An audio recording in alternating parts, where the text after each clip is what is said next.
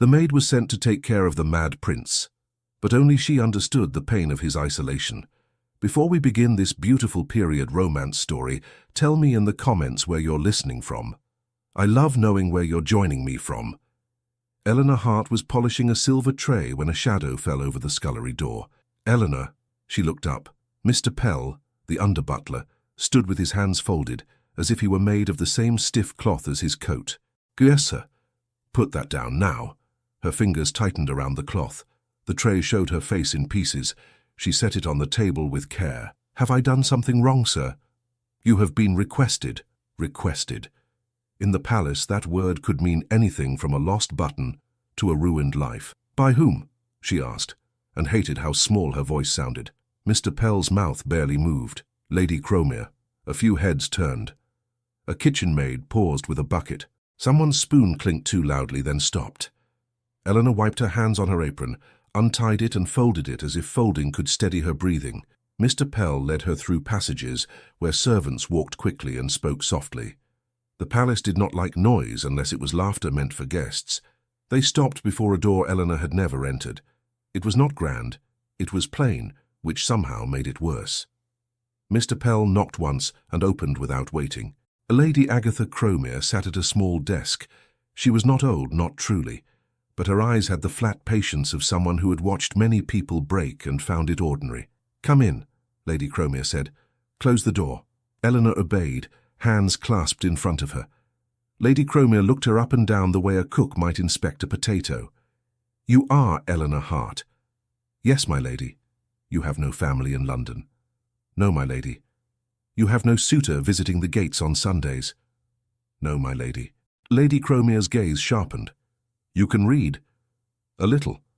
A little is enough to be dangerous, and not enough to be useful. Perfect. Eleanor's throat went dry. My lady, you will be reassigned. Eleanor tried to swallow. Reassigned where, my lady? Lady Cromere took a thin paper from a drawer and tapped it once on the desk. You will attend in the North Wing. Eleanor blinked. The North Wing was not a place servants spoke of with certainty. The older ones exchanged looks when it was mentioned, as if the name itself might summon trouble. My lady, I have never been there. That is why you are going. Eleanor's fingers pressed into her palm. Forgive me, but I do not understand. Lady Cromere smiled. It was not unkind. It was worse than unkind. It was calm. You are quiet. You are plain. You do not attract attention. People do not notice you unless you spill something.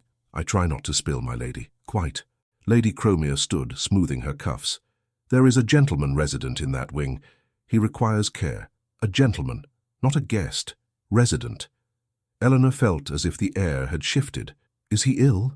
Lady Cromere's eyes flicked toward the door, as if the wood might be listening. He is particular. Eleanor waited. Silence in a palace was a language. If you filled it too quickly, you paid. Lady Cromere walked around the desk, coming close enough that Eleanor could smell faint lavender on her gloves. You will perform simple tasks, meals, linen, tidying. You will speak only when spoken to.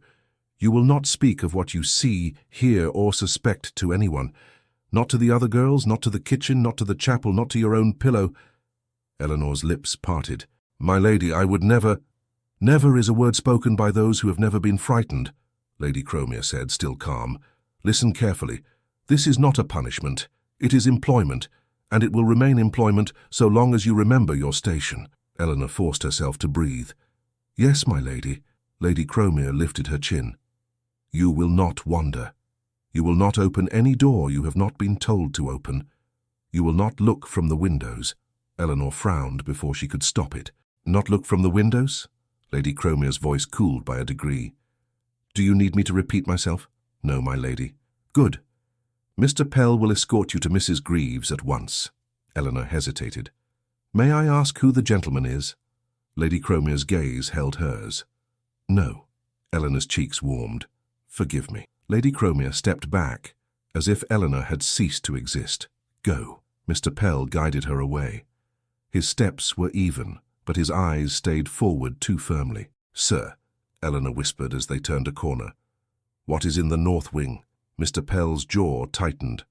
Work. Only work. He did not answer. They reached a narrow stair. The air changed with each step, cooler, less lived in. The palace above was full of murmurs and footsteps, and the faint music of a household that wanted to be admired. Here, the quiet pressed closer. At a landing, a woman waited with a ring of keys at her waist. Mrs. Greaves, a stout housekeeper's assistant with hands like bread dough and eyes like stone. "Pell," she said, "you brought her?" "I did." Mrs. Greaves inspected Eleanor with the same practiced look as Lady Cromere, but with less elegance. "Name?" "Eleanor Hart." Mrs. Greaves grunted. "You got strong arms?" "I can carry, ma'am." "You got a weak stomach?" "No, ma'am." Mrs. Greaves nodded once, as if pleased by the answer, or at least willing to tolerate it. "Then you'll do."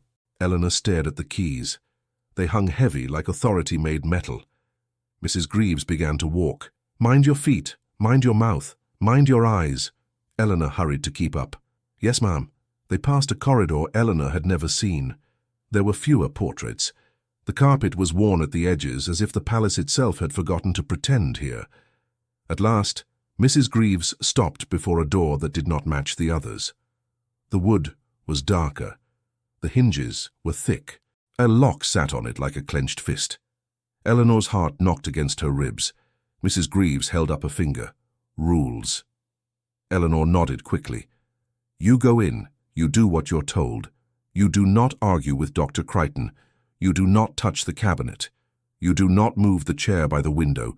You do not speak of His Highness." Eleanor's head lifted. "His Highness?" Mrs. Greaves's mouth set. "You heard me." Eleanor's hands turned cold. "A prince?" Mrs. Greaves leaned in, voice low and sharp. "You will not say that word in there. You will not say it anywhere." Eleanor's lips formed the question she feared, and it slipped out anyway. "Why is he here?" Mrs. Greaves straightened. "Because that is where they put problems they cannot cure." Eleanor swallowed hard. "Is he dangerous?" Mrs. Greaves's eyes narrowed. "He is changeable." That was not comfort. It was a warning dressed in a smaller word. Mrs. Greaves slid a key into the lock, turned it slowly and pulled the door open a hand's width. Before Eleanor could see inside, Mrs. Greaves grabbed her wrist with surprising strength. "Listen," she hissed. "You were chosen because you are nothing. Do you understand me?" Eleanor's breath caught. "I am not—" "To them," Mrs. Greaves corrected. "Not to me. Not to God, if God is listening. But to those upstairs, you are nothing. That means you are safe enough to send, and easy enough to replace. So you will keep yourself useful." Eleanor's mouth went dry. "Yes, ma'am." Mrs. Greaves let go. "Good. Go in." Eleanor stepped through. The air smelled of clean linen and something bitter underneath, like herbs left too long in water. The room was larger than she expected, but it felt smaller because of the doors. 2 inner doors stood shut. The windows were high, and their curtains were drawn. A small table held a tea service. A tray had been set as if by habit rather than hospitality. Eleanor heard a sound not loud, a scrape like a chair shifting. She turned. In the shadow near the far wall, a man sat with his head bowed. His hair was dark and slightly too long, as if no one bothered to trim it properly. His clothes were fine, but the way they hung on him made her think of garments placed on a statue. He did not look up. Eleanor's mouth opened, then closed. She had expected, she did not know what, shouting, rage, a wild glare. Instead, she felt the heavy ache of a room where someone had waited too long without being spoken to like a person. Mrs. Greaves stayed by the door. "Eleanor will be attending." No response. Mrs. Greaves's voice sharpened. "Your tea, yours, sir." The man's fingers twitched once at the word. "Sir, not your highness, not prince. Sir," as if the palace could shrink him by changing the name. Eleanor took a step forward, careful. "Good afternoon, sir." The man's shoulders rose a fraction, then fell. He still did not look up. Mrs. Greaves nodded toward the tray. "Serve." Eleanor moved to the table. Her hands wanted to shake, but she kept them steady. She picked up the teapot. The man's voice came suddenly, low and rough, as if unused. "Do you know where you are?" Eleanor froze with the pot half raised. She looked at him. His face was turned slightly away, but she could see his jaw tense. as if he expected her answer to hurt. "Yes, sir," she said. His mouth tightened. "Then you're either foolish or cruel." Eleanor set the pot down gently. "I do not wish to be either." A short breath left him. It might have been a laugh, but it held no joy. Mrs. Greaves interrupted. "Drink, sir. It's time." The man's head lifted a little, not enough to meet anyone's eyes. "It is always time, is it not?" Mrs. Greaves's cheeks reddened. "Do not start." Eleanor watched the exchange. She noticed Mrs. Greaves did not step further into the room. She stayed at the door as if it were a shoreline. Eleanor picked up the cup and saucer. The china trembled only once. She carried it toward him. At 3 steps away, the man's head snapped up. Eleanor stopped. His eyes were grey and bright in a way that made her think of a storm held behind glass. Not wild, alert, too alert. He stared at the cup as if it were an insult. "Who told you to come close?" he asked. "I did," Eleanor said, surprised by her own steadiness. "So I might hand it to you without spilling." His gaze flicked to her face. The focus was sharp, then slipped, as if something inside him pulled the world sideways. "No one spills," he murmured. "They only drop." Mrs. Greaves clicked her tongue. "Take it, sir." The man's fingers curled on the arm of the chair. "And if I do not?" Mrs. Greaves's eyes flashed to Eleanor. "Then Eleanor will clear the tray and we will come back when you are sensible." The man's gaze returned to Eleanor, and for a second she saw something like pleading behind the hardness. "Go," he said to her. The word sounded like a shove, but his eyes begged. Eleanor did not move. She lowered the cup slightly. "Sir," she said softly, "your tea will grow cold." His lips parted, then pressed together. A muscle worked in his cheek. "I do not care," he said. "I care," Eleanor answered before she could stop herself. Mrs. Greaves sucked in a breath. "Eleanor." Eleanor's skin prickled, but she kept her eyes on the man. "Not because you are important," she added quickly, trying to mend what she had done. "Because cold tea is miserable, sir." The man's gaze held hers. His breathing was shallow. Then his eyes dropped to the cup again. He lifted his hand, slowly, as if testing whether his own body would obey him. Eleanor offered the cup. His fingers brushed the china. They were cold. He took it, but he did not drink. He simply held it, staring at the steam. Mrs. Greaves's shoulders loosened, as if she had been holding a rope and had not realized it. "Good," Mrs. Greaves said, too brisk. "That's done." Eleanor set the saucer on a small table by his chair, close enough that he did not have to lean far. The man's voice came again, quieter. "What is your name?" Eleanor blinked. "Eleanor, sir." His lips moved as if shaping the sound. "Eleanor." It sounded unfamiliar in his mouth. Mrs. Greaves stepped forward an inch. "No talk. He must not be excited." The man's head turned toward her with sudden coldness. "Excited," he repeated. "Is that the word you use when a person speaks?" Mrs. Greaves flushed. "Drink your tea." He looked away. Mrs. Greaves gestured toward the inner door. "Come. We have linens to sort." Eleanor hesitated, glancing at the man. "Do you require anything else, sir?"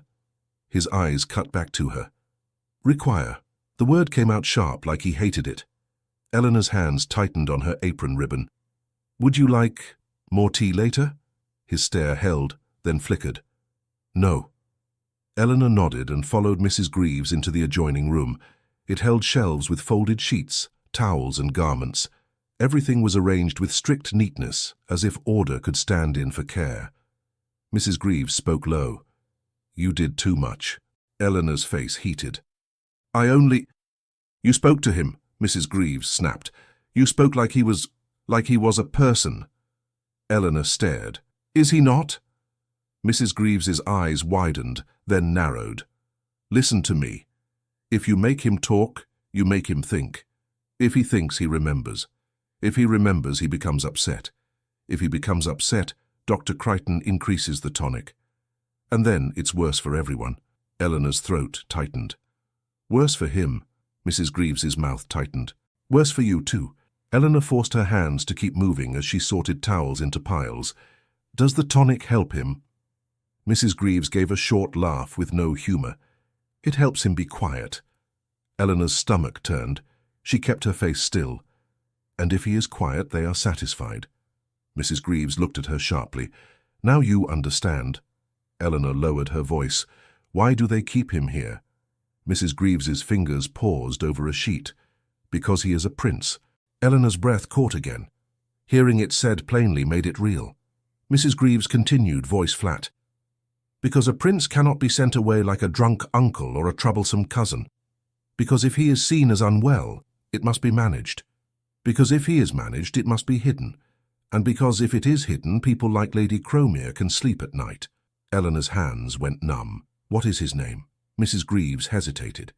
Then, reluctantly, she said, Edmund. Eleanor repeated it in her mind. Edmund. A name that sounded proper, even gentle. From the main room there was a small sound, a cup set down too hard. Mrs. Greaves stiffened. Come. They returned. Edmund sat very still. The cup was on the table now, untouched. His fingers pressed into the chair's arm, white at the knuckles. Mrs. Greaves strode to the tray and set down a small glass with a dark liquid. Eleanor's heart jumped. What is that? Mrs. Greaves shot her a look. The tonic. Edmund's eyes fixed on the glass. His breathing quickened. No, he said. Mrs. Greaves's voice sharpened. It's time. Edmund's mouth tightened. It is always time. Eleanor watched him. The fear in him was not theatrical. It was familiar, like a child who knows what comes next and cannot stop it. Mrs. Greaves lifted the glass. Take it. Edmund's head turned away, jaw clenched. Mrs. Greaves's gaze flicked to Eleanor. You. Tell him. Eleanor's skin prickled. Ma'am? Mrs. Greaves thrust the glass toward her. You're his attendant now, tell him. Eleanor took the glass. It was warm from Mrs. Greaves's hand.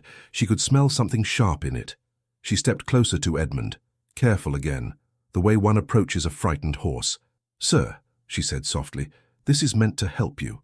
Edmund's eyes flashed to her. Is it? Eleanor's mouth went dry. She could not lie easily.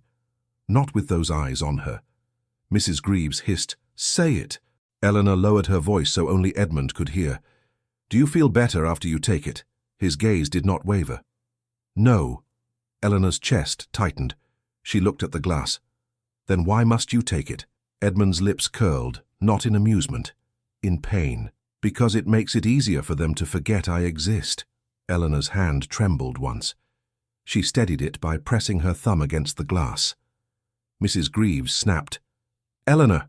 Eleanor looked at Edmund. His shoulders were rigid. His eyes were bright with an effort to remain composed. She thought of Lady Cromere's calm voice. You are nothing. Safe enough to send. Easy enough to replace. Eleanor took a breath. Ma'am, she said, turning slightly.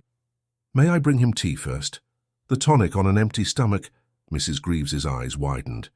Do not presume to. It might settle him, Eleanor insisted, keeping her tone respectful, almost timid. She did not argue like a bold girl. She argued like a maid concerned with mess and inconvenience. If he grows unwell, it will take longer to clean. Mrs. Greaves's lips pressed together. She glanced at Edmund, then at the clock, then back at Eleanor, as if calculating trouble. Fine, she snapped. 5 minutes, not more. Eleanor nodded quickly. Thank you, ma'am. Mrs. Greaves moved to the door, muttering, I'll fetch the physician if he refuses again. When she was gone, Eleanor exhaled shakily. She set the tonic on the table, out of Edmund's reach but within sight, as if pretending it had not disappeared. She poured fresh tea. Her hands worked with trained precision, but her mind raced. She carried the cup to Edmund again. Tea, sir. He watched her. Why? Because it is warm, Eleanor said. Because it is ordinary. He gave a short, bitter breath. Nothing here is ordinary. Eleanor held the cup steady. This can be. His eyes dropped to the tea, then back to her face. You are new? Yes. He stared as if trying to decide what kind of danger she was. Eleanor lowered the cup a fraction. I will not force it into your mouth, sir. A flicker crossed his face. Surprise and something that looked like relief before he swallowed it down. You speak too much, he said. I can speak less, Eleanor answered. If you will drink. His mouth tightened. A bargain. Yes, Eleanor said gently. A small one. His hand lifted again, slow, uncertain. He took the cup. This time he drank. Not much. A few sips. But Eleanor saw the tightness in his shoulders loosen by a thread. He lowered the cup. His fingers lingered around it. Eleanor tried to keep her voice light. Is it too hot? He shook his head once. Too sweet. Another small shake. Eleanor nodded, as if this was normal conversation between any servant and any master. The pretense felt like a blanket she could pull over them both. From the corridor, footsteps approached again. Mrs. Greaves returned, brisk, eyes sharp. "Tea done?" she demanded. Edmund's gaze flicked away at once, as if the small piece had been stolen. Eleanor set the empty cup down. "Yes, ma'am." Mrs. Greaves snatched up the tonic. "Now." Edmund went still. Eleanor's pulse thudded in her ears. She had bought 5 minutes. Now those 5 minutes stood between him and the glass. Mrs. Greaves shoved it toward him. "Drink."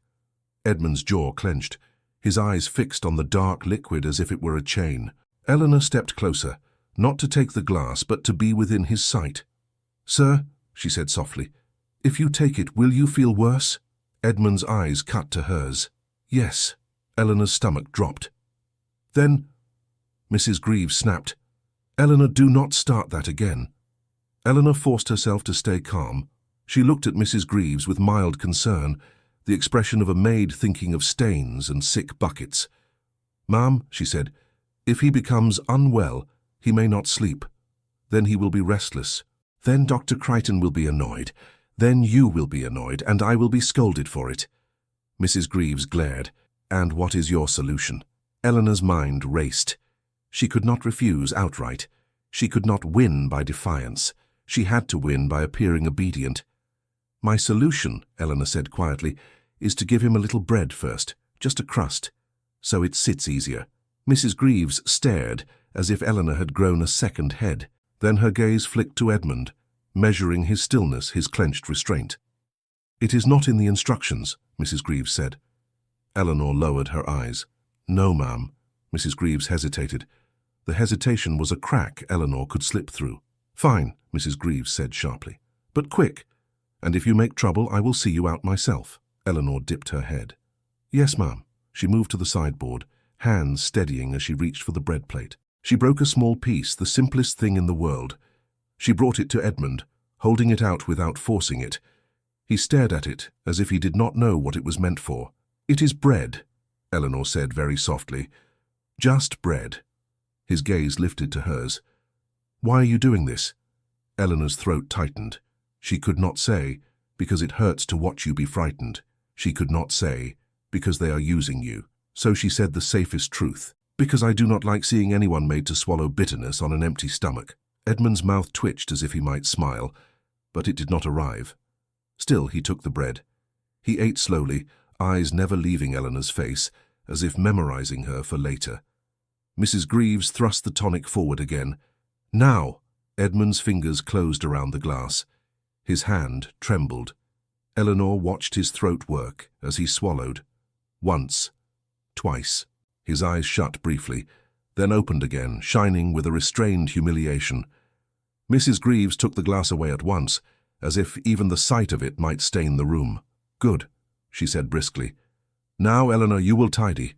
I will return later." She paused at the door. No foolishness. Then she was gone, locking the door behind her with a click that made Eleanor flinch. Silence rushed in. Edmund sat with his head bowed again, as if the effort of being watched had exhausted him. Eleanor stood uncertainly, hands clasped. She did not know whether to speak. The air felt tender, easily broken. After a long moment, Edmund's voice came, barely audible. "You will be blamed for that." Eleanor's brow furrowed. "For what, sir?" "For interfering," he said, eyes still down. "For trying to soften what cannot be softened." Eleanor swallowed. "I did not do much." "That is the point," Edmund murmured. "Even a little becomes a crime here." Eleanor felt a chill. "They blame you often." His mouth tightened. "They blame the air when the room is cold." Eleanor drew a careful breath. "If you feel unwell, sir, I can fetch water." "No," Edmund said quickly. Then more quietly, "Do not leave." Eleanor's chest tightened at the word. "Do not leave, not an order, a plea disguised as one." "I will stay," she said. Edmund's shoulders eased by the smallest measure. "You will not stay long," he said, as if warning himself. Eleanor busied her hands with the tray, the cloth, the teapot. She moved quietly. But she did not hurry away. She did not make herself invisible. She simply existed in the room as if she had a right to stand there. Time passed in small tasks, folding, straightening, refilling the kettle. Once, Edmund spoke again. "What did Lady Crowmere tell you?" Eleanor paused with the cloth in her hand. "She told me to work." Edmund's laugh came as a soft, harsh breath, and nothing more. "She told me not to look from the windows," Eleanor admitted. Edmund's head lifted a fraction. "Ah." Eleanor frowned. "Why?" He did not answer. His gaze drifted toward the curtains, as if there were something beyond them he refused to name. Eleanor's curiosity tugged at her, but she kept it leashed. Curiosity was a luxury. A maid paid for it dearly. Later, when Edmund's eyes began to glaze with tiredness, Eleanor moved more quietly, as if the room itself might bruise him. A small bell by the door sat unused. Eleanor wondered if it had ever been rung. In the late afternoon, the lock clicked. Mrs. Greaves returned with another maid behind her, a girl with red cheeks and fearful eyes. "This is Millie," Mrs. Greaves said. "She will bring supplies when you ring. You will not wander out, understood?" "Yes, ma'am," Eleanor said.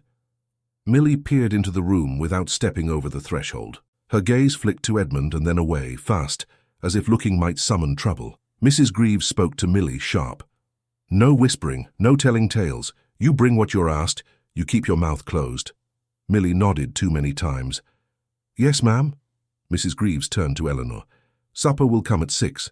Dr. Crichton will arrive after. You will prepare the room." Eleanor nodded. "Yes, ma'am." Mrs. Greaves's eyes narrowed. "You will follow the schedule." Eleanor lowered her gaze. "Yes, ma'am." The door locked again. Edmund's voice came faint. "Schedule." Eleanor turned. "Sir?" He stared at his hands. They love that word. It makes cruelty sound like order. Eleanor's chest tightened. "Does the schedule trouble you?" His eyes lifted. "Everything troubles me." Eleanor wanted to say, "Then let me help." But she could not be foolish. She could only do small things, one at a time. So she asked, "Would you like the curtains opened a little for air?" Edmund's gaze flicked to the windows, his breath caught. "No." Eleanor nodded quickly. "All right." Edmund's voice sharpened suddenly. "Do not look from them." Eleanor froze. "I wasn't going to." He stared at her, eyes bright with fear and anger mixed together. "Promise." Eleanor's throat tightened. "I promise, sir." His shoulders eased again, as if he had secured a fragile thing. At 6, supper arrived in covered dishes, pushed through by Millie under the crack of the door, and then retrieved by Eleanor. Millie did not speak. Her eyes begged Eleanor not to make her speak. Eleanor set the tray on the table. Edmund's gaze flicked to it with little interest. "You should eat," Eleanor said softly. "I do," Edmund replied, voice flat. "Enough to keep them from changing the schedule." Eleanor served him anyway. A small portion, not too much to insult, not too little to appear neglectful. He ate a few bites and stopped. Eleanor did not press. She simply sat at the small chair by the table, not too close, not too far, her hands folded in her lap, waiting like a sentry who did not know what battle would come. Edmund watched her. "What do you want?" he asked. Eleanor blinked. "Nothing, sir." He gave a short breath. "Everyone wants something." Eleanor chose her words. "Then perhaps I want to do my work properly." Edmund's gaze narrowed. "Properly?" "Yes." He leaned back a fraction. The movement looked like effort. "You are afraid," he said. Eleanor's cheeks warmed. "Yes, sir." "Good," he said quietly. "Fear is sensible here." Eleanor's hands tightened. "Are you afraid?" His mouth twisted. "Always." Eleanor's throat tightened around an impulse to speak kindly. Instead, she asked carefully, "May I clear the tray?" He nodded once. When she lifted the dishes, she noticed a small smear of tonic at the rim of the glass from earlier. Her stomach turned again. She carried everything to the sideboard and wiped it down, slow and thorough. A knock came at the door. Then another. Mrs. Greaves's voice. "Open." Eleanor rose and pulled the door open as far as the chain allowed. Mrs. Greaves stood with a tall man behind her in a dark coat. His hair was neatly combed. His expression was polished, like furniture. Dr. Crichton. He did not look at Eleanor first. His eyes went straight to Edmund, assessing him the way a tailor assesses a coat. "How has he been?" Dr. Crichton asked Mrs. Greaves. Mrs. Greaves spoke quickly. He took the tonic. He ate a little. Dr. Crichton's gaze moved to Eleanor at last. And you are the new attendant? Yes, sir. Name? Eleanor Hart. He nodded once, as if writing it in his mind without interest. You understand you are here to keep the household quiet? Eleanor's pulse thudded. I am here to attend, sir. Dr. Crichton's mouth lifted at one corner. Attend, yes. And in attending you will avoid agitation. We do not want excitement. Edmund's fingers tightened on the chair arm. Dr. Crichton walked into the room without looking at Edmund's face. He moved to the cabinet at the side, unlocked it with a key taken from his own pocket, and withdrew a small bottle. Eleanor watched. Mrs. Greaves had told her not to touch the cabinet. Dr. Crichton did not have that restriction. It was his power made visible. Dr. Crichton poured a measured amount into a glass. Edmund's breath quickened. Dr. Crichton spoke as if Edmund were not there. He has had a calmer day. Yes, sir, Eleanor heard herself say. Dr. Crichton's gaze snapped to her. Has he? Eleanor's throat tightened. He drank tea. He ate bread before the tonic. Mrs. Greaves sucked in a breath like someone swallowing a shout. Dr. Crichton stared at Eleanor for a long moment, then set the bottle down with precise care. That was not instructed, he said. Eleanor lowered her eyes. No, sir, I thought it might. You are not paid to think, Dr. Crichton said mildly. You are paid to follow the schedule. Edmund's voice cut in, low and sharp. Do not speak to her that way. Dr. Crichton did not even glance at him. You will take your medicine. Edmund's jaw clenched. I took it. Dr. Crichton lifted the new glass. You will take this as well. Eleanor's heart lurched. Another dose. She looked at Mrs. Greaves, hoping to see doubt. Mrs. Greaves's face was tight and obedient. Edmund's breathing grew shallow. His gaze darted to Eleanor, a silent warning. Dr. Crichton extended the glass toward Edmund. Now, Eleanor stepped forward before she could stop herself, not in defiance, in the smallest possible interruption. Sir, she said, voice steady, he has already taken the tonic. Another so soon may make him ill. Dr. Crichton's gaze fell on her like a weight. And if he is ill, he will be quiet. Eleanor's stomach turned. The words were spoken without cruelty, without anger, as if quietness were the only virtue left in the world. Edmund's eyes shut briefly.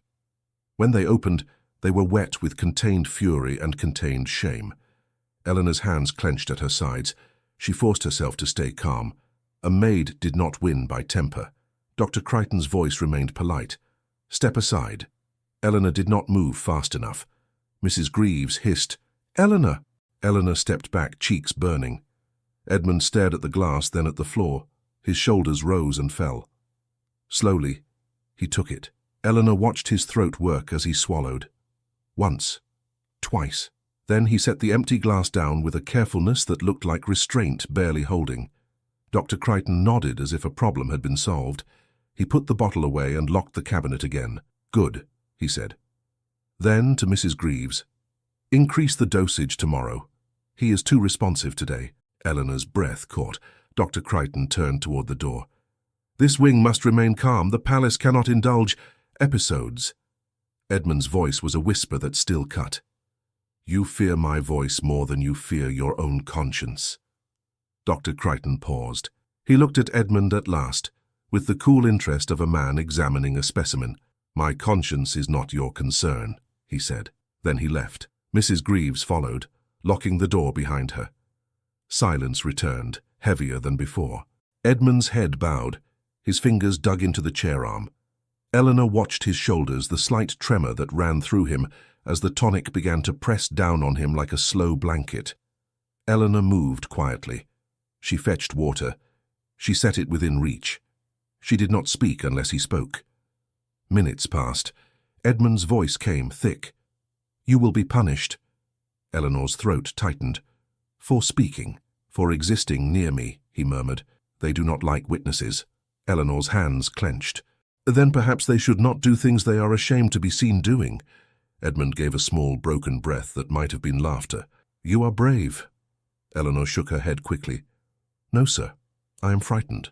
Brave and frightened are often the same, he said, words slurring slightly at the edges. Eleanor swallowed. Do you feel unwell? He hesitated, then gave the smallest nod. Eleanor's chest tightened. "Would it help if I read to you?" His eyes opened a fraction. "You read." "A little," Eleanor said. He made a sound like disbelief.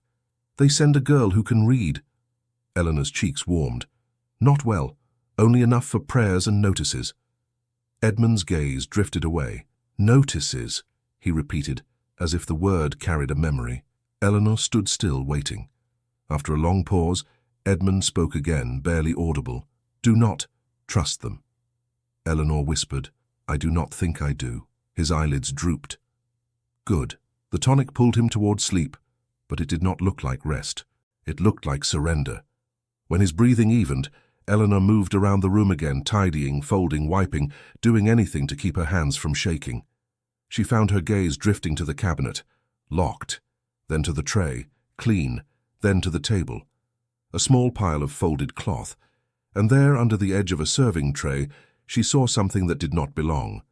A corner of paper, torn, crumpled, as if hidden quickly. Eleanor's pulse jumped. She glanced at Edmund. He was still, eyes closed.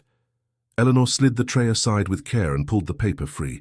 It was part of a schedule, lines ruled, times listed, a physician's neat hand. But what caught her was one repeated instruction, written twice, as if someone wanted it obeyed more than remembered. Increase dosage. Ensure silence. Eleanor's fingers tightened around the torn paper until the edge bit her skin. Increase dosage. Ensure silence. She read it again, slower, as if the words might change out of shame. Behind her, Edmund's breathing remained steady, but it was not peaceful. It sounded like a man being pulled under by something heavy. Eleanor folded the paper into a smaller square, then smaller. She slid it into the seam of her apron near her waist where cloth overlapped cloth, a place no one searched unless they meant to disgrace you. Her hands shook after she hid it. She forced herself to smooth the tray as if nothing had happened, as if she was simply doing the work she had been sent to do. The lock clicked a while later. Mrs. Greaves entered first, face set, and behind her Millie with a basket of linens. Millie kept her eyes down. Mrs. Greaves scanned the room like a woman counting problems. "He slept?" Eleanor nodded. "Yes, ma'am." Mrs. Greaves went closer to Edmund, not touching him, only looking. His eyelids fluttered once. Mrs. Greaves sniffed. "Good. Keep him that way." Eleanor's stomach tightened, but she kept her face plain. "Yes, ma'am." Millie set the basket down and darted back to the door, as if the air inside might cling to her. Mrs. Greaves turned on Eleanor. "Lady Cromere wants you upstairs." Eleanor's breath caught. "Now?" "Now." Eleanor glanced at Edmund. His eyes were open a sliver, not awake, not fully, but seeing. She leaned slightly toward him, voice low. "I have to step out, sir. I will return." His gaze slid toward her unfocused. "Do not speak," he murmured. Eleanor froze. "What, sir?" His brow furrowed faintly, as if the effort of thought hurt. "They... listen." Mrs. Greaves snapped. "Move!" Eleanor straightened, hands clasped. She followed Mrs. Greaves out. The door locked behind them with that familiar click that felt like a verdict. As they walked, Eleanor whispered, "Why does Lady Cromere want me?" Mrs. Greaves's eyes stayed forward. "Because you were new yesterday and today you are already noticeable." Eleanor's cheeks warmed. "I tried to be—" Mrs. Greaves cut her off. "Invisible." "Yes, try harder." They climbed back into the lived part of the palace. The air warmed. Sounds returned. Footsteps, murmurs, a distant laugh that did not belong to Eleanor's world. Mrs. Greaves did not take her to Lady Cromere's office this time. She took her to a room where servants gathered in the morning, receiving instructions. A long table, benches, a line of faces turning the moment Eleanor stepped in. Eleanor's mouth went dry. Lady Cromere stood near the far end, immaculate. Mr. Pell waited by the wall, as still as a coat on a stand. 2 footmen stood behind, eyes blank. Lady Cromere did not raise her voice. She did not have to. "Eleanor Hart," she said. Eleanor stepped forward, feeling every gaze like a hand on her back. "Yes, my lady." Lady Cromere lifted a paper. "You were told to follow the schedule." "Yes, my lady." "And yet you altered it." Eleanor's throat tightened. I only— Lady Cromere held up one gloved finger. Do not explain yourself yet. First, you will answer a simple question. Eleanor swallowed. Yes, my lady. Lady Cromere's eyes moved over the room, making certain every servant was listening. Do you understand why you were chosen for this assignment? The heat rose in Eleanor's face. The room seemed to lean closer. I understand I am to be useful, my lady, she said carefully. Lady Cromere's smile was small. Useful, yes, but also harmless. Uninteresting. The sort of girl people forget the moment they turn away. A few servants looked down quickly, relieved it was not them being named. A few looked at Eleanor with pity that stung worse than disdain. Eleanor held still, her hands clasped so tightly her fingers ached. Lady Cromere continued, voice like a blade wrapped in velvet.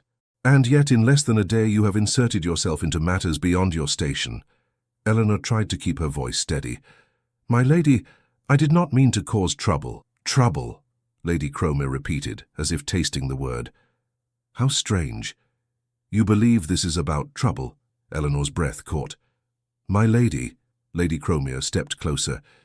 This is about order, about discretion, about what must remain quiet. Eleanor felt the torn paper against her apron seam as if it had turned hot. Lady Cromere turned slightly and addressed the room. The North Wing is not a place for gossip. It is not a place for curiosity. It is not a place for sentimental notions. No one spoke. No one moved. Lady Cromere's gaze returned to Eleanor. You will not speak to him unnecessarily. Eleanor opened her mouth. Lady Cromere's eyes narrowed. You will not bargain with him. You will not change what is given to him. You will not delay what is scheduled. You will not invent yourself as a nurse, a friend, or anything else. Eleanor's chest tightened. Yes, my lady. Lady Cromere held out another paper. And because you have already shown an unfortunate tendency toward improvisation, you will sign this. Eleanor stared at the paper. The ink was crisp. The lines were clean. Lady Cromere tapped the bottom where a space waited for a name. Read. Eleanor's heart thudded hard. My lady, Read, Lady Cromere repeated, still calm. Eleanor took the paper with careful hands, as if it might burn her. The room blurred at the edges as she forced her eyes to move over the words. It was written as if it were reasonable. A statement that Eleanor Hart acknowledged she had failed to follow instructions and had contributed to agitation in the North Wing, and that she accepted responsibility for any future disturbances due to her interference. Eleanor's mouth went dry. She read it again, hoping she had misunderstood. Lady Cromere watched her face with quiet interest. Eleanor lowered the paper slightly. My lady, it says I caused agitation. Lady Cromere's voice was mild. Did you not? Eleanor's chest tightened. He was calmer. Lady Cromere's gaze sharpened. Do you see? Improvisation again. You speak as if your observations matter. Eleanor's fingers curled around the page. My lady, I only brought him bread and tea. Lady Cromere's smile returned. How touching. Bread and tea. And yet, Doctor, Crichton reported you questioned his judgment. Eleanor felt her blood cool. Dr. Crichton had reported her. Of course he had. Lady Cromere nodded toward the inkwell on the table. Sign. Eleanor looked at the pen. It lay there like a trap with a polished handle. If she signed, she would be admitting guilt. She would be placing a chain around her own neck. She would be giving them permission to blame her for anything that happened near Edmund. If she refused, she would be dismissed. Marked. Unhired. Perhaps worse, though Lady Cromere would not say it aloud. A maid without a reference might as well be a ghost. Lady Cromere's tone softened, as if offering a kindness. Eleanor, you are young. You are not clever enough to fight the palace. Do not make your life harder than it must be. The room held its breath. Eleanor looked down at the paper again. Her vision blurred for a moment, and she blinked hard. My lady, she said, voice quiet, may I ask one question? Lady Cromere's eyes narrowed a fraction. No. Eleanor's cheeks warmed with the old familiar burn of being corrected. She lowered her gaze. Forgive me. Lady Cromere gestured to the pen. Sign. Eleanor's hand moved toward it, then stopped. Not because she was brave, because she was suddenly certain of something she had not been certain of yesterday. They did not want care. They wanted silence. Eleanor's voice came out smaller than she wished. "My lady, if I sign and if something goes wrong, will I be blamed?" Lady Cromer's eyes held hers. "If something goes wrong, someone will be blamed. That is how the world stays tidy." Eleanor's stomach tightened. Lady Cromer leaned closer. "You are being offered the chance to remain employed. Take it." Eleanor's fingers hovered over the pen, trembling. Then a voice from the side, low and urgent, broke the stillness. "Do it, Ellie." Eleanor turned her head slightly. It was May, one of the older maids. May's eyes were wide with warning. The message was clear. Do not ruin yourself for something you cannot change. Eleanor looked back at Lady Cromer. Lady Cromer waited, patient as stone. Eleanor's hand closed around the pen. Her fingers did not move to sign. They simply held it. Lady Cromer's voice cooled. "What is the delay?" Eleanor swallowed. "My lady, I do not believe the statement is true." The room shifted. A footman's eyes flicked up, then down again. Someone inhaled too sharply. Lady Cromer did not react with surprise, only with interest, as if Eleanor had finally become a problem worth noticing. "Not true," Lady Cromer repeated. "You are a maid. Truth is not your concern." Eleanor's voice shook, but she spoke anyway. "If it is not my concern, my lady, why must I sign it?" A hush fell so complete, Eleanor could hear her own pulse. Lady Cromer's eyes narrowed. "Because you were instructed to." Eleanor's fingers tightened around the pen. Her knuckles ached. Lady Cromer glanced at Mrs. Greaves. "Take her back to the wing. She will sign when she has remembered what hunger feels like." Mrs. Greaves stepped forward, face tight. "Yes, my lady." Lady Cromer looked at Eleanor one last time. "You will not speak of this." Eleanor's voice came thin. "No, my lady." Mrs. Greaves seized Eleanor's elbow, not roughly, but firmly enough to make a point. She guided her out as the room's eyes followed, some with pity, some with satisfaction, most with relief that it was not them. In the corridor, Mrs. Greaves hissed, "What did you do?" Eleanor's throat tightened. "I didn't sign." Mrs. Greaves's face pinched with anger. "You think you are special?" "No," Eleanor whispered. "I think I am being made into a scapegoat." Mrs. Greaves stopped walking so abruptly, Eleanor nearly stumbled. "Do not say words like that." "It is what it is," Eleanor said, then immediately regretted the boldness. Mrs. Greaves leaned in close. "You have a roof. You have food. You have a wage. Do you know what happens to girls who decide they have principles?" Eleanor's mouth went dry. "They starve. They disappear," Mrs. Greaves corrected, voice low. "Not in a dramatic way, in a quiet way. Doors stop opening. References stop coming. People stop seeing you." Eleanor's chest tightened. "I understand." Mrs. Greaves's eyes searched her face. "Do you? Or are you set on dragging yourself down for a prince who would not even notice your absence?" Eleanor flinched, then steadied herself. "He did notice me." Mrs. Greaves made a sound of disbelief. "He noticed bread." "He noticed my name," Eleanor said. Mrs. Greaves stared at her as if Eleanor had admitted to stealing the crown jewels. "Do not be foolish." Eleanor pressed her lips together. She followed Mrs. Greaves down the stair again, back toward the cold corridor that led to the forgotten wing. On the way, Mrs. Greaves spoke without looking at her. "You will keep your head down now." Eleanor's voice was barely audible. "Yes, ma'am." "You will follow the schedule exactly." "Yes, ma'am." "You will not speak unless necessary." "Yes, ma'am." "And when Lady Cromer asks again, you will sign." Eleanor's stomach turned, but she managed, "Yes, ma'am." Mrs. Greaves paused at the heavy door, keys clinking. "Do you still have the paper?" Eleanor's heart jumped. "What paper, ma'am?" Mrs. Greaves's gaze sharpened. "Do not play clever, the statement." "No, ma'am. Lady Cromer kept it." Mrs. Greaves studied her, then unlocked the door and pushed it open. Inside, the room felt different. Edmund sat by the window now, though the curtains remained drawn. He was not sleeping. His posture was rigid, as if he had been holding himself upright by force. He turned his head at the sound of the door. His eyes landed on Eleanor, not vague, not dulled, sharp. He had been waiting. Mrs. Greaves spoke briskly, too briskly. "He has been restless. You will tidy and keep him calm." Edmund's gaze did not leave Eleanor. "They took you," he said. Eleanor swallowed. "Yes, sir." Mrs. Greaves snapped, "No talk." Edmund's eyes flicked to Mrs. Greaves with something like contempt. "No talk," he repeated, as if savouring the absurdity. Mrs. Greaves turned to Eleanor. "You know what to do. Supper at 6, tonic at 8, no deviation." Eleanor nodded. "Yes, ma'am."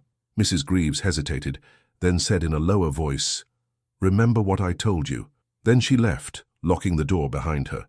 Eleanor stood still for a moment, feeling the silence close around her again. Edmund spoke first. "What did they do to you?" Eleanor forced herself to move. She went to the table and began to straighten the tea things that were already straight, because her hands needed something to do.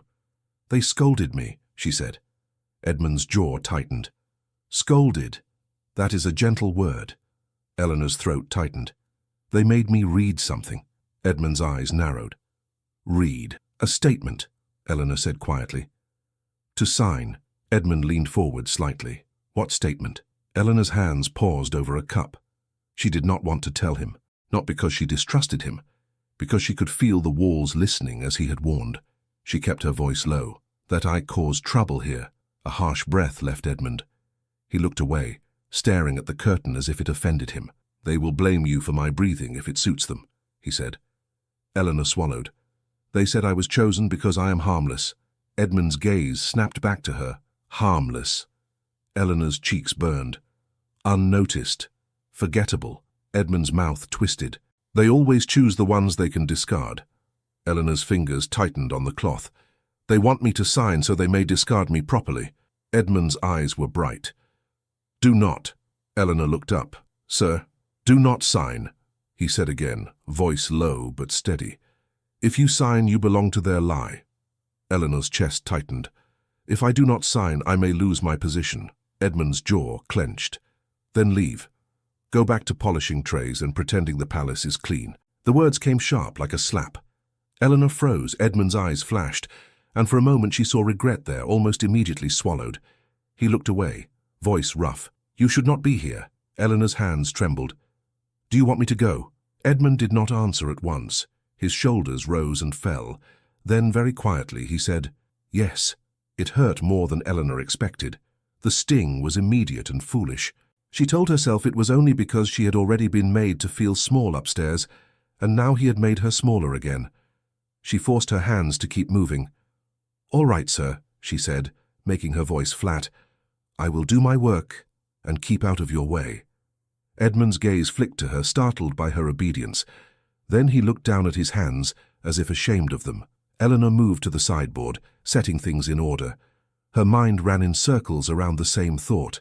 "He is not cruel. He is afraid." She poured tea, not because it was time, because it was something ordinary she could offer without asking permission. She set the cup on the small table near his chair and stepped back. Edmund stared at it. "You are stubborn," he said. "I am employed," Eleanor replied, keeping her tone mild. He gave a short, bitter breath. "Employment is another kind of chain." Eleanor's throat tightened. "Chains can be loosened." Edmund's eyes lifted to hers. "Not here." A pause. Eleanor chose her words carefully. "Why do you think they listen?" Edmund's gaze shifted to the door. "Because silence is their religion." Eleanor nodded slowly. "Then I will speak less." Edmund's eyes narrowed, as if he had not expected that. "You should speak none." Eleanor's mouth tightened. "I must speak enough to do my work." Edmund's jaw clenched. "And you must not be seen. You must not be remembered. You must not become involved." Involved. The word landed with weight. Eleanor swallowed. "You say that like you know what happens to people who are." Edmund's gaze stayed on the curtain. "I have watched it." Eleanor's fingers curled around the edge of the tray. "Who?" Edmund's throat worked. For a moment, he seemed to fight with himself. Then he spoke, and his voice softened as if the memory scraped him raw. "A governess," he said. "A long time ago. She tried to teach me Latin when I was still permitted sunlight. She spoke kindly. She asked questions. Then one day she was gone." Eleanor's chest tightened. "What happened to her?" Edmund's eyes closed briefly. "They said she married. They said she moved to the country. They said many things. The only truth was that she never came back." Eleanor's hands went cold. "Do you think she was punished?" Edmund opened his eyes. They were steady now and tired. I think she was inconvenient. Eleanor swallowed. And you think I will become inconvenient? Edmund's voice sharpened again, protective in a harsh way. You already have. Eleanor's pulse thudded. She tried to keep her face calm. Because I offered bread. Because you delayed, Edmund corrected. Because you asked if I felt worse. Because you looked at me as if I could answer. Eleanor's throat tightened. You can answer. Edmund's mouth twitched with something like pain. Not in a way they allow. Eleanor took a slow breath. Then answer me now, in a way you choose. Edmund stared at her. The room seemed to hold still. What do you want, Eleanor? He asked, voice low. Eleanor's mouth went dry at her name on his tongue. She forced herself not to show it. I want, she said carefully, to understand what makes you afraid of the windows. Edmund's gaze snapped to the curtains. His breathing quickened. Eleanor lifted a hand slightly, palm open, as if showing she would not move. I will not look. I promised. Edmund's jaw clenched. Promises are thin. Eleanor nodded. Then I will not ask again. Edmund's eyes stayed on the curtain as if it might move on its own. After a long moment he spoke, voice rough. They used to take me out, he said. To be seen. To be displayed. Eleanor's chest tightened. Displayed. They would stand me near a window, Edmund continued, the words coming with effort. So people could watch me from the gardens, like a creature behind glass. And when I did not smile properly or bow properly, they said it proved what they wanted it to prove. Eleanor's fingers dug into her palm. That you were unwell. Edmund's mouth tightened. That I was unsuitable. Eleanor's throat tightened. You were a boy. Edmund's eyes flicked to her, bright with contained emotion. Yes, the single word held years inside it. Eleanor swallowed. I am sorry. Edmund's gaze dropped. Do not be. Sorrow is another kind of attention. Eleanor's chest ached. She kept her voice quiet. Then I will give you something else. Edmund looked up, wary. What? Eleanor moved to the small shelf where a few books sat, dusty but neatly arranged. She had noticed them yesterday and wondered why they were there if no one meant him to read. She took one carefully. The cover was worn. I can read a little, she said, if you want. Edmund stared at the book as if it were a foreign object. They do not read to me. I know, Eleanor said softly. His jaw tightened. Why would you? Eleanor hesitated, then said the truth that was safest. Because it passes time. Edmund's gaze held hers. Time does not pass here. It collects. Eleanor's throat tightened. Then let me help it move. A long pause. Edmund leaned back, closing his eyes halfway.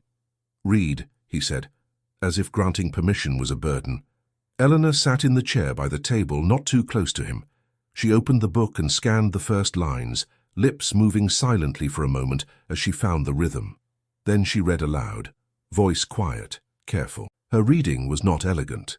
She stumbled once, corrected herself, continued. She did not apologize each time. She simply kept going because she sensed apologies would irritate him more than mistakes. After a few minutes, Edmund's breathing steadied. Eleanor continued. When she reached the bottom of a page, Edmund spoke without opening his eyes. Stop, Eleanor froze. Did I? Stop, he repeated, and there was something tight in his voice. Eleanor closed the book gently. Yes, sir. Edmund's eyes opened. He stared at her, and the calm in him looked fragile, like thin glass. You should not do that, he said. Read? Eleanor asked, confused. Make things bearable, he said, and his voice roughened. It makes it harder when they take it away. Eleanor's throat tightened. I cannot promise they will not try. Edmund's gaze sharpened. Then promise you will leave. Eleanor's chest tightened. Why do you want me to leave? His mouth twisted. Because if you stay, they will punish you, and I will have caused it. Eleanor swallowed. You did not summon me. Edmund's eyes flashed. I did not push you away fast enough. Eleanor's cheeks warmed. You tried. Edmund's jaw clenched. And you are still here. Eleanor's hands folded in her lap. Yes. Edmund stared at her for a long moment, then looked away, as if the sight of her steadiness offended him. You think you understand, he said. I think, Eleanor replied, voice low, That you have been alone too long. Edmund's shoulders tightened. Alone is safe. Eleanor's chest tightened. Alone is also cruel. His gaze snapped to her. For a moment, his expression hardened, and Eleanor braced herself for anger. But the anger did not come. Something else came instead. Something like exhaustion. You do not know what you are stepping into, Edmund said quietly. Eleanor's fingers curled. Then tell me. Edmund's mouth tightened. I cannot. Not without making it real. Eleanor swallowed. It is already real. A pause. Edmund looked at the locked door, then back at Eleanor, and his voice dropped until it was almost a whisper. They want me quiet, because quiet men do not contradict. Eleanor's breath caught. Contradict what, sir? Edmund's jaw tightened. The story they tell. Eleanor felt the torn paper hidden in her apron seam again, like a heartbeat against her skin. She wanted to pull it out and show him, to say, I found this. I know they are doing it on purpose. But she remembered his warning. They listen. So she did not. Instead, she stood. It is nearly time for supper, she said, because routine was safer than truth. Edmund's gaze followed her movements as she prepared the tray. He looked like a man watching someone build a small shelter in a storm. When Millie slid the supper tray in through the crack, Eleanor retrieved it and set it on the table. She served Edmund a modest portion. He ate a few bites, then pushed the plate away. Eleanor did not scold him. She only said, Will you have a little more bread, sir? Edmund shook his head. Eleanor nodded and began clearing. A knock came at the door. Eleanor's shoulders tightened. Mrs. Greaves's voice sharp. Open! Eleanor opened the door. Mrs. Greaves stepped in, eyes scanning. He ate? A little, Eleanor said. Mrs. Greaves's gaze narrowed. And did you follow the schedule? Eleanor's mouth went dry. She could answer truthfully and invite punishment, or she could lie and betray herself. Yes, ma'am, she said, because today she could not afford another confrontation in this room. Mrs. Greaves's eyes lingered on Eleanor's face as if trying to detect deceit. Then she nodded once. Good, she said. Lady Cromere has sent the statement again. You will sign it tonight. Eleanor's stomach dropped. Tonight? Mrs. Greaves pulled a folded paper from her pocket and set it on the table. Then she placed a pen beside it, along with a small inkwell. Edmund's gaze flicked to the paper, then to Eleanor. Mrs. Greaves spoke briskly, as if embarrassed by the task. You will sign, Eleanor, it is best. Eleanor's fingers curled at her sides. Best for whom, ma'am? Mrs. Greaves's eyes flashed. Do not start. Eleanor's voice shook. It says I caused agitation. Mrs. Greaves lifted her chin. Then do not cause it again. Eleanor's throat tightened. It says I accept blame for future disturbances. Mrs. Greaves's mouth tightened. Then keep things quiet and there will be no disturbances. Eleanor's chest tightened. And if there are? Mrs. Greaves's gaze sharpened. Then you will have already admitted you are at fault. Edmund's voice cut in low. So convenient. Mrs. Greaves flinched, then snapped, Silence! Edmund's eyes flashed. That is all you know to ask for. Mrs. Greaves took a quick step toward him, then stopped herself as if remembering she could not be seen acting out of control in front of Eleanor. She turned her ire on Eleanor instead. Sign it, Mrs. Greaves said, voice low and hard. You will not win this. Eleanor's mouth went dry. She stared at the paper, as if it were a closed door she could not open without losing something. Mrs. Greaves leaned close to Eleanor's ear. You think he is grateful. You think he will protect you. He cannot protect himself. Eleanor swallowed. I do not ask him to. Mrs. Greaves straightened. Then do not ask the palace either. Mrs. Greaves moved to the door. I will return in 10 minutes. If it is not signed, you will pack your things tonight. The lock clicked again. The door shut. The key turned. Eleanor stood very still. Edmund's gaze was fixed on her, and there was something fierce in it now, cutting through the dullness the tonics tried to lay over him. Do not sign, he said. Eleanor's throat tightened. If I do not, I will be dismissed. Edmund's jaw clenched. Then go. Eleanor's eyes stung. You keep telling me that. Because you are in danger, Edmund said, voice rough, and you do not understand what danger means here. Eleanor's hands trembled. It means being hungry. It means sleeping under a stair. It means never being hired again. Edmund stared at her. That is only the beginning. Eleanor's breath caught. What else? Edmund's gaze flicked to the ceiling, to the walls, to the door. The palace does not like loose threads, he said quietly. Loose threads unravel tapestries. Eleanor's stomach turned. Edmund's voice softened, and that softness was more frightening than his harshness. They will make you say you lied. They will make you say you tempted me. They will make you say you wanted attention, and because you are a maid, everyone will nod as if it is reasonable. Eleanor's chest tightened. She looked down at the paper. Her name had not been written yet, but she could see it there, waiting like a stain. She whispered, "What should I do?" Edmund's jaw clenched. "Leave before you are caught in their story." Eleanor's fingers curled. "And you?" Edmund's gaze dropped, and for a moment the loneliness in him was so plain it made Eleanor's throat ache.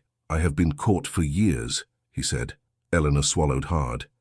"Then perhaps I should not abandon you to it." Edmund's head snapped up. "Do not say that." Eleanor held his gaze. "Why not?" "Because it will make you brave," Edmund said, and his voice broke on the last word, as if he despised the idea. "And brave people do not last here." Eleanor's hands moved toward the pen on the table. Her heart hammered. She picked it up. The feathered tip trembled above the paper. Eleanor stared at the words again, forcing herself to read each line, each trap, each neat sentence meant to tidy human suffering into polite ink. She heard Edmund's breathing, tight and controlled. She dipped the pen into the ink. She lifted it again.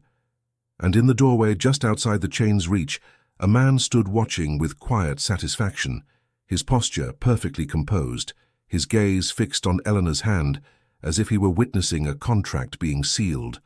Lord Rivenhall. Eleanor's hand froze above the paper. Lord Rivenhall did not step into the room. He did not need to.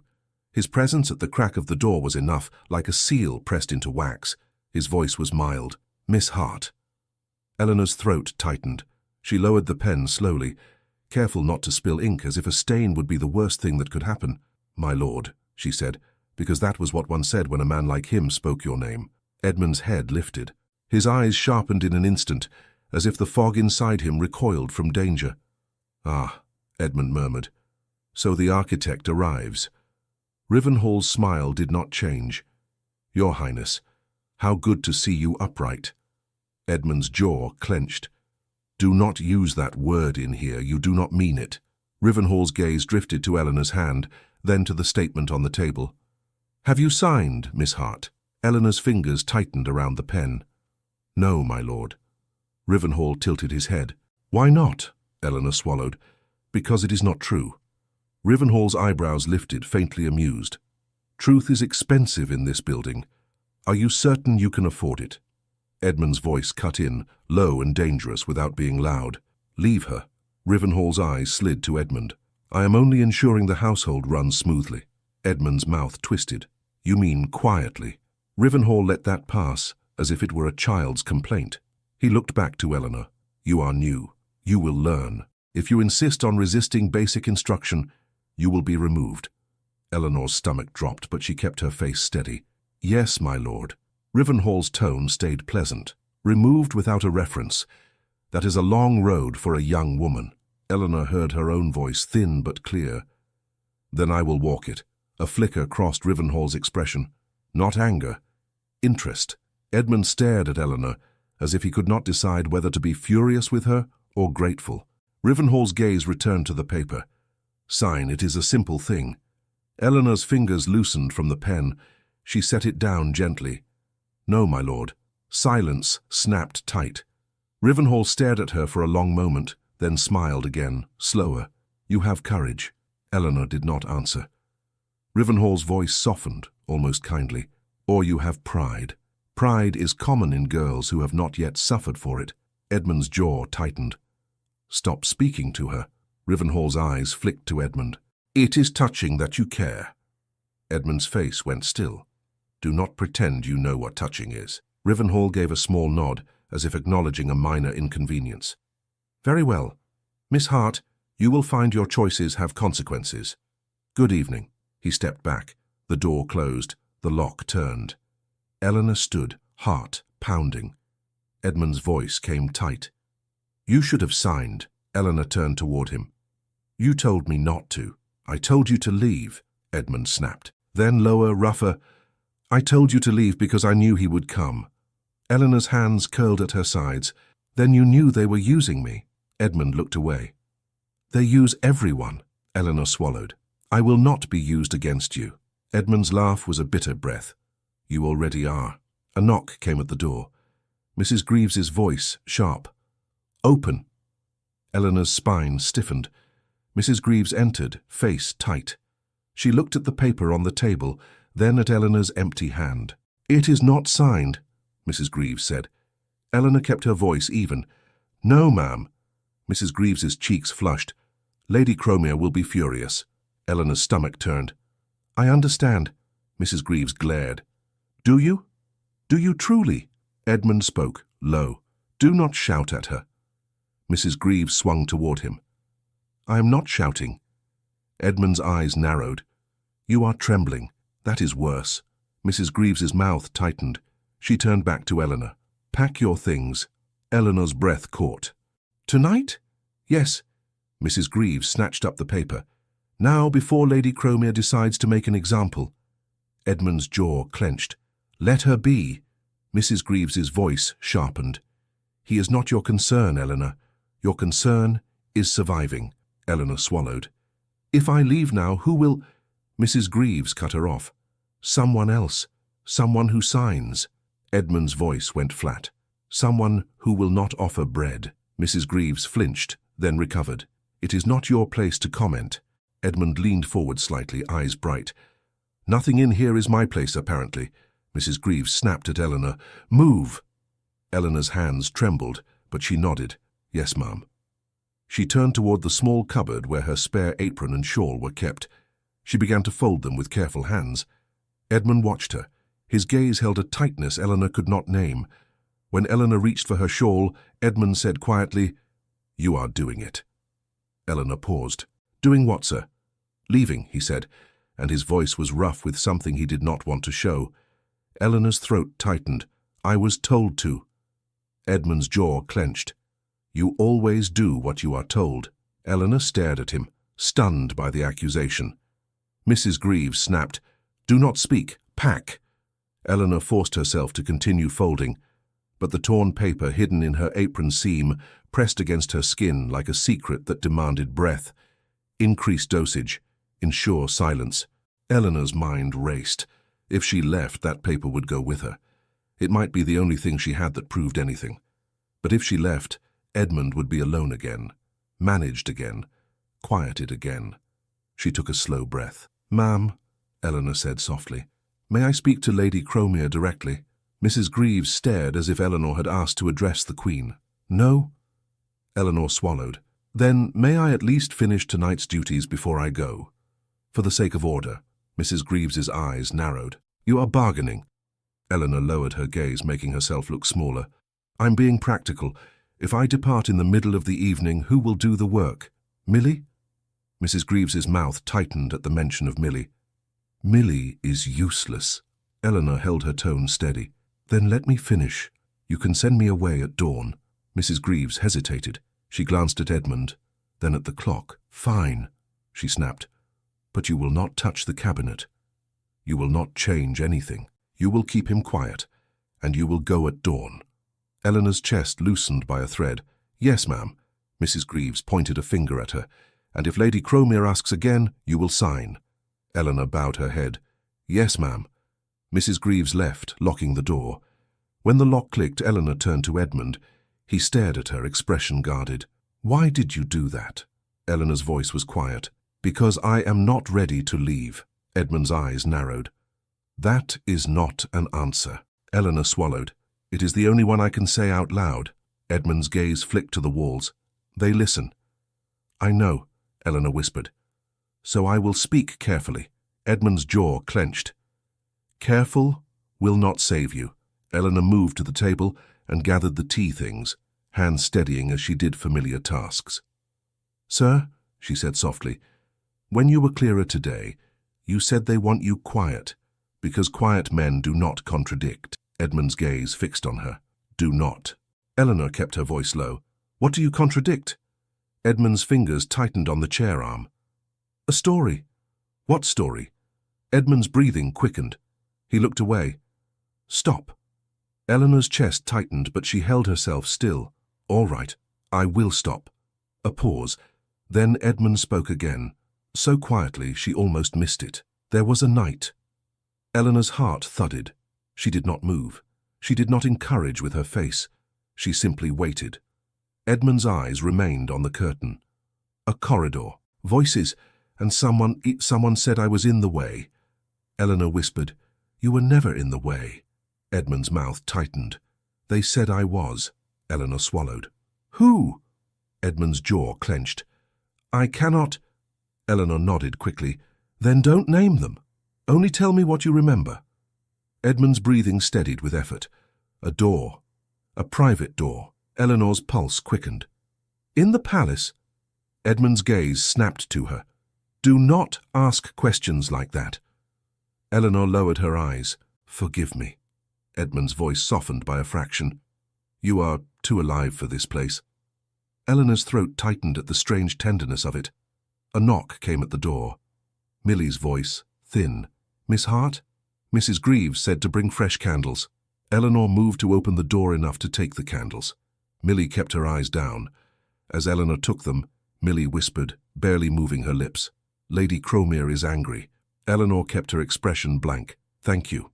Millie hesitated, then whispered again. They're saying you think you're better. Eleanor's stomach turned. Who is saying it? Millie's eyes flicked up, frightened. Everyone. Eleanor forced a small nod. Go on, Millie. Millie hurried away. Eleanor closed the door and set the candles down, lighting them with steady hands. Edmund watched her. They will turn the servants against you. Eleanor's mouth tightened. They already have. Edmund's gaze sharpened. You should still leave. Eleanor met his eyes. Not yet. Edmund's jaw clenched. Stubborn. Yes, Eleanor said quietly. And you are still here too. Something flickered in Edmund's face, and for a moment the hard mask slipped. Loneliness showed through, raw and unadorned. Then it vanished. Do your work, he said, voice rough. I am, Eleanor answered. When 8 o'clock approached, Eleanor felt the time like a tightening rope.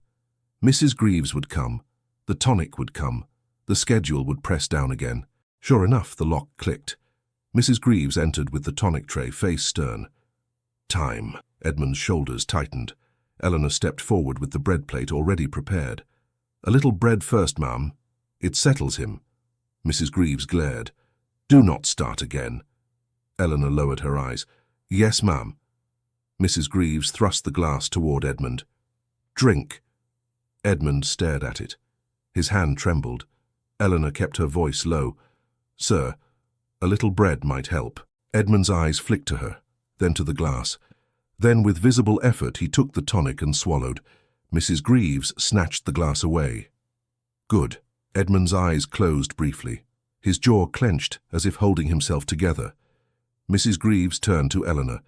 Lady Cromere expects your answer at dawn. Eleanor nodded. Yes, ma'am. Mrs. Greaves lingered a moment, gaze narrowing on Eleanor. And do not go rummaging through papers. Eleanor's heart lurched. She kept her face blank. No, ma'am. Mrs. Greaves left.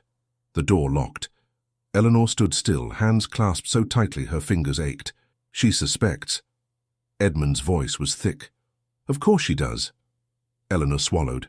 I found something. Edmund's eyes opened, sharper than the tonic wanted them to be. What? Eleanor glanced at the walls. Then she spoke with careful vagueness. A line. Written. It said to make you quiet. Edmund's mouth tightened. That is not news. It said to increase, Eleanor whispered. Edmund's eyes flashed, then dulled again as the medicine settled. They always increase. Eleanor's stomach turned. If I could show someone. Edmund's voice came slow. Someone like Rivenhall? Someone like Crichton? They are the same hand. Eleanor swallowed. Then who? Edmund's gaze drifted toward the door. A guard, he murmured. Not Greaves, not Pell. a man who still remembers shame. Eleanor's mind leapt to the captain she had glimpsed once in the corridor outside the servants' hall. "Captain Hale," she whispered. Edmund's eyelids fluttered. "Yes, him." Eleanor's heart pounded. "How do you know him?" Edmund's mouth tightened. "He once looked at me as if I was not a rumor, a small thing. But in this place, small things mattered." Eleanor took a slow breath. "Then I will speak to him." Edmund's gaze snapped to her. "No." Eleanor's voice stayed steady. "Sir, if I leave tomorrow, I may never be allowed near you again." Edmund's jaw clenched. "And if you speak, you may never be allowed anywhere again." Eleanor's throat tightened. "I would rather risk my position than leave you with no one." Edmund stared at her, and his voice dropped, almost pleading. "Do not make me responsible for your ruin." Eleanor's eyes stung. "You are not responsible for their cruelty." Edmund looked away. "It feels the same." Eleanor swallowed hard. "Then let me carry some of it." Edmund's breath shook. "You cannot." Eleanor's voice softened. "Watch me." The words came out before she could stop them. They sounded too bold, too intimate. Edmund's head turned, his eyes fixed on her with a sudden clarity that made Eleanor's heart stumble. "Eleanor," he said, and her name on his tongue was quiet devastation. "You do not know what you are offering." Eleanor's throat tightened. "I am offering, not abandoning you." Edmund's jaw clenched. "That is the most dangerous thing you can do." A pause.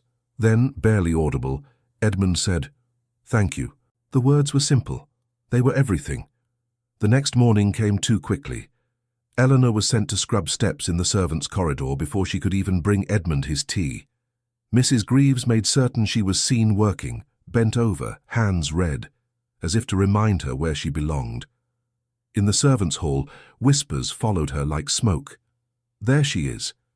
Thinks she can change the schedule. Thinks she can talk to him like a parlor guest." Eleanor kept her head down. She did not answer. She scrubbed until the stone looked the same as it always had, because stone did not confess anything, no matter how hard you rubbed. When she carried a pail back toward the wing, she saw Captain Hale at the bend of the corridor, speaking with a younger guard. He was tall, composed, his uniform neat. His eyes moved over the hallway with quiet attention, as if he heard what others ignored. Eleanor's heart pounded. She could not walk up to him like a child tugging a sleeve. That would be noticed, so she did the only thing she could. She stumbled. Not dramatically, just enough. The pail sloshed. A little water spilled onto the stone. "Careful," the younger guard muttered. Eleanor bent quickly, as if mortified. "Forgive me." Captain Hale stepped closer, not unkind. "Are you all right?" Eleanor kept her eyes down. "Yes, sir. Just clumsy." Captain Hale's gaze lingered on her face. "You are Eleanor Hart." Eleanor's breath caught. "Yes, sir." The fact that he knew her name frightened her more than it comforted her. Captain Hale lowered his voice slightly. "You were assigned to the North Wing." Eleanor's fingers tightened around the pail handle. "Yes, sir."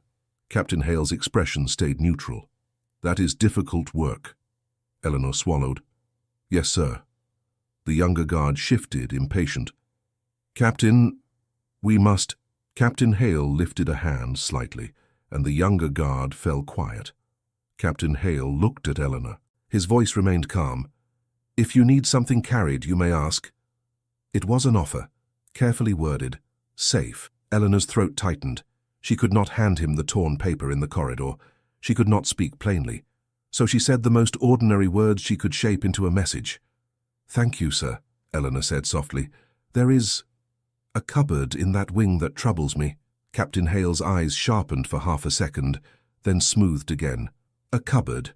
"Yes, sir," Eleanor said, voice steady with effort. "Locked, often opened. And when it is opened, the prince seems worse." Captain Hale's gaze held hers. "Who opens it?" Eleanor swallowed. "A physician, and sometimes others." Captain Hale's jaw tightened slightly. "Be careful, Miss Hart." Eleanor nodded. "I am trying, sir." Captain Hale's voice softened by a fraction. "If you have concerns, you may speak to Mrs. Greaves." Eleanor's mouth tightened. "Mrs. Greaves is not fond of concerns." Captain Hale studied her a moment longer. Then he said quietly, "If you must speak, choose the hour when corridors are empty." Eleanor's pulse quickened. Yes, sir. Captain Hale stepped back. Go on. Eleanor moved away, pail in hand, heart hammering with the fragile relief of having placed the smallest pebble in the right path. But relief did not last in this palace. It never did. When Eleanor reached the heavy door of the wing, Mrs. Greaves met her, eyes sharp. You are late, Mrs. Greaves said. I was delayed with chores, ma'am. Mrs. Greaves's gaze narrowed. And you were speaking with Captain Hale? Eleanor's stomach dropped. She kept her voice steady. He spoke to me, ma'am. Mrs. Greaves's lips pressed together. You are being watched. Eleanor nodded. I understand. Mrs. Greaves unlocked the door. Go in. Do not chatter, and do not let him chatter. Inside, Edmund sat by the table, hands clasped. He looked up when Eleanor entered, and for a moment Eleanor saw something like relief before he forced his face still. Mrs. Greaves muttered, tea, then tidy, then no nonsense. She left. Eleanor brought Edmund his tea. He took a sip, then set the cup down, eyes fixed on Eleanor. You came back. Eleanor's throat tightened. Yes, sir. I expected you to be gone, Edmund said quietly. Eleanor's hands trembled. I nearly was. Edmund's jaw clenched. Did you sign? Eleanor shook her head. No. Edmund exhaled a harsh breath. Then you are foolish. Eleanor met his gaze. Then so be it. Edmund stared at her as if something inside him had shifted, and he did not know what to do with it. Eleanor lowered her voice. I spoke to Captain Hale. Edmund's eyes widened slightly. Why would you? Because I cannot leave you alone with that cupboard, Eleanor whispered. Because if they remove me tomorrow, there must be someone else who knows to look. Edmund's jaw clenched. You will be punished. Eleanor's mouth tightened. I already am. The day unfolded like a tightening net. Mrs. Greaves checked the room twice instead of once. Millie arrived with supplies and hovered too long, eyes darting as if someone had told her to listen. At noon, Dr. Crichton appeared unexpectedly, smiling as if visiting a pleasant patient. How is our prince today? He asked the heir. Edmund's fingers tightened. Eleanor kept her gaze down. Dr. Crichton's eyes flicked to her apron, lingering near her waist seam. Eleanor's pulse spiked. What is that? Dr. Crichton asked mildly. Eleanor's mouth went dry. My apron, sir. Dr. Crichton smiled. Yes. And what is inside it? Eleanor forced a small, confused look. Nothing, sir. Dr. Crichton took a step closer. Nothing tends to make servants nervous. Eleanor's throat tightened. I am nervous because you are the physician, sir. Dr. Crichton's smile widened slightly. Clever. Edmund's voice cut in low. Leave her alone. Dr. Crichton's gaze slid to Edmund. Your Highness is protective today. Edmund's eyes flashed. Do not speak as if you know me. Dr. Crichton's voice remained polite. Drink when instructed. Rest when instructed. Speak when permitted. Edmund's jaw clenched. I am not a clock. Dr. Crichton's eyes returned to Eleanor. If you are found interfering again, Miss Hart, you will be removed immediately. Eleanor lowered her gaze. Yes, sir. Dr. Crichton lingered a moment longer, then left. When the door locked behind him, Eleanor's hands began to shake. Edmund watched her. He suspects, Eleanor whispered. Yes. Edmund's voice was rough. Then hide whatever you have. Eleanor swallowed. I already have. Edmund's gaze sharpened. Where? Eleanor shook her head slightly. I cannot say. Edmund's jaw clenched, then eased. Good. That night after supper, when the palace quieted and the corridor outside the wing grew still, Eleanor heard a soft knock at the door. Not Mrs. Greaves, not Dr. Crichton. A pause. Then a second knock, spaced in a careful pattern. Eleanor's heart pounded. She moved to the door, fingers trembling as she slid the chain aside just enough to see. Captain Hale stood in the dim corridor, face calm. Eleanor's breath caught. Captain. Captain Hale's voice was low. You said a cupboard troubles you. Eleanor swallowed. Yes, sir. Captain Hale's gaze flicked toward the lock, then back to her. I cannot enter, but I can listen. Eleanor's fingers shook as she reached into the seam of her apron. She pulled out the folded scrap and held it between two fingers through the crack of the door. Captain Hale's eyes tightened as he read. Increase dosage. ensure silence. His jaw clenched. "Where did you find this?" Eleanor whispered. "Under a tray." Captain Hale's voice stayed calm, but something harder entered it. "Keep it hidden. Do not show it to anyone else." Eleanor nodded quickly. "Yes, sir." Captain Hale hesitated. "Has he spoken of anything unusual?" Eleanor's stomach tightened. "He speaks of a night. A corridor, a private door." Captain Hale's gaze sharpened. "A door." Eleanor nodded. "And he fears the windows. He says they used to display him." Captain Hale's mouth tightened. "I have heard rumors." Eleanor whispered. "Rumors can kill, sir," quietly. Captain Hale held her gaze. "Be careful. You are being watched more than you know." Eleanor's throat tightened. "Then what can I do?" Captain Hale's voice lowered further. "If you learn anything specific, anything that can be verified, tell me. Not in words. In something written, if you can. Something that cannot be denied." Eleanor nodded, pulse hammering. "Yes, sir." Captain Hale stepped back. "Good night, Miss Hart." Eleanor closed the chain and stood for a moment with her hand pressed to the wood, breathing hard. Edmund's voice came from behind her, low. "Who was that?" Eleanor turned. Edmund's eyes were sharp with suspicion and fear. Eleanor whispered, "A guard who does not like injustice." Edmund's jaw tightened. "No one here dislikes it. They only dislike being caught." Eleanor's chest tightened. He read the line. Edmund's gaze sharpened. "What line?" Eleanor swallowed. "The one about increasing the dosage." Edmund's face went still. For a moment he looked like a man hearing his own sentence read aloud. Then he murmured, "Of course."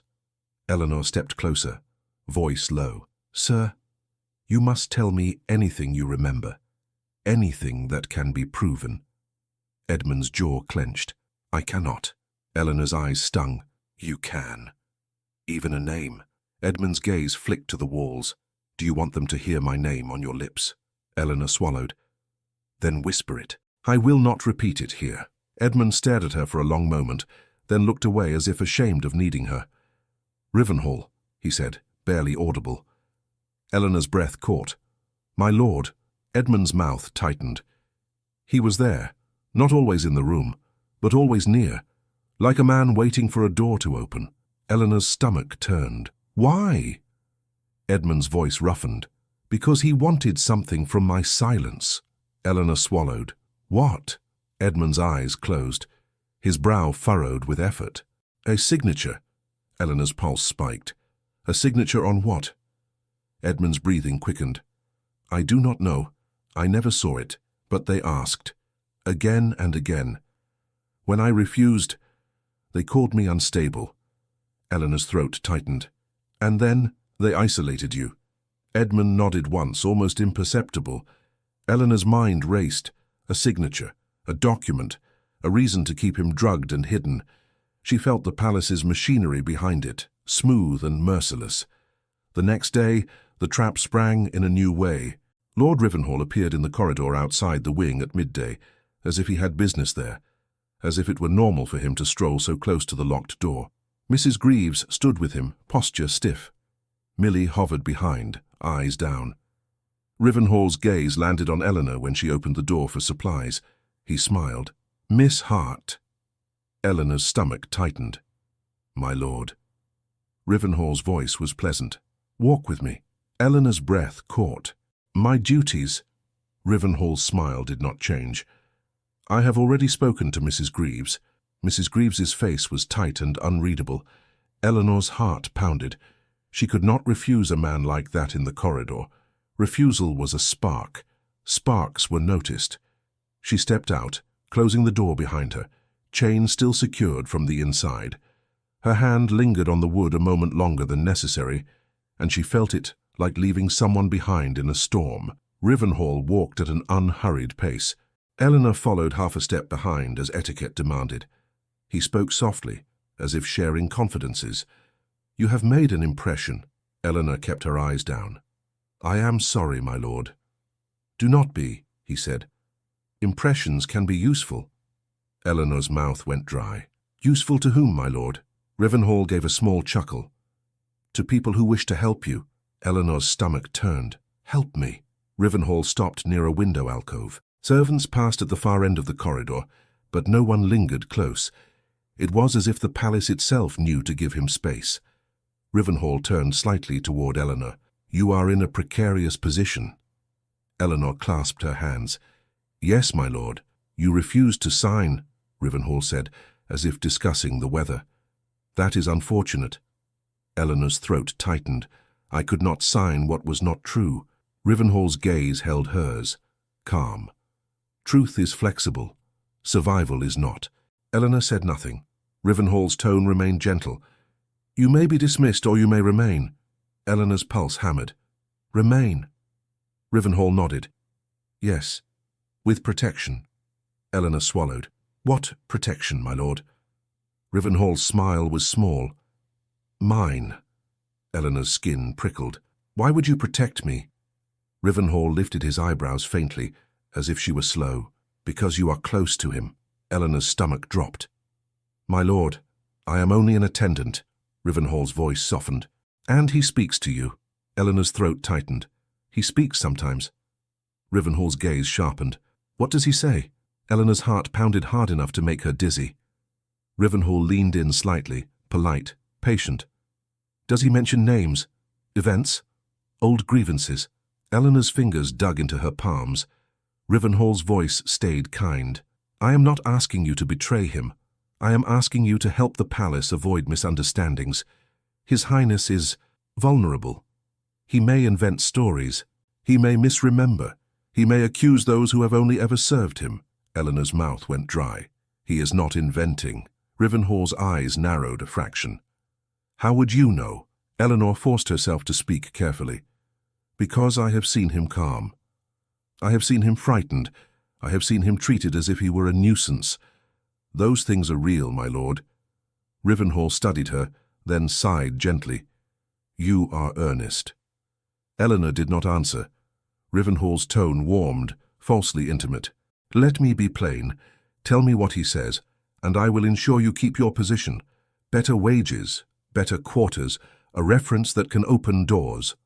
Eleanor's stomach turned at the word doors. "And if I do not?" Eleanor asked quietly. Rivenhall's smile did not change. "Then you will be dismissed, quietly. No reference. And the next girl will be less principled." Eleanor's throat tightened. "You would do that?" Rivenhall's gaze was calm. "The palace does what it must." Eleanor swallowed hard. She thought of Edmund's eyes when he said, "Thank you." She thought of his voice, thick with medicine, warning her not to be caught in their story. She lifted her chin a fraction. "My lord, I cannot." Rivenhall's eyebrows rose slightly. "Cannot." Eleanor's voice shook, but it did not break. "I cannot repeat private words spoken in distress." Rivenhall's gaze hardened by a degree. "You are making an enemy of yourself." Eleanor's hands trembled. "I am only trying to do my work." Rivenhall's voice softened again, dangerous in its calm.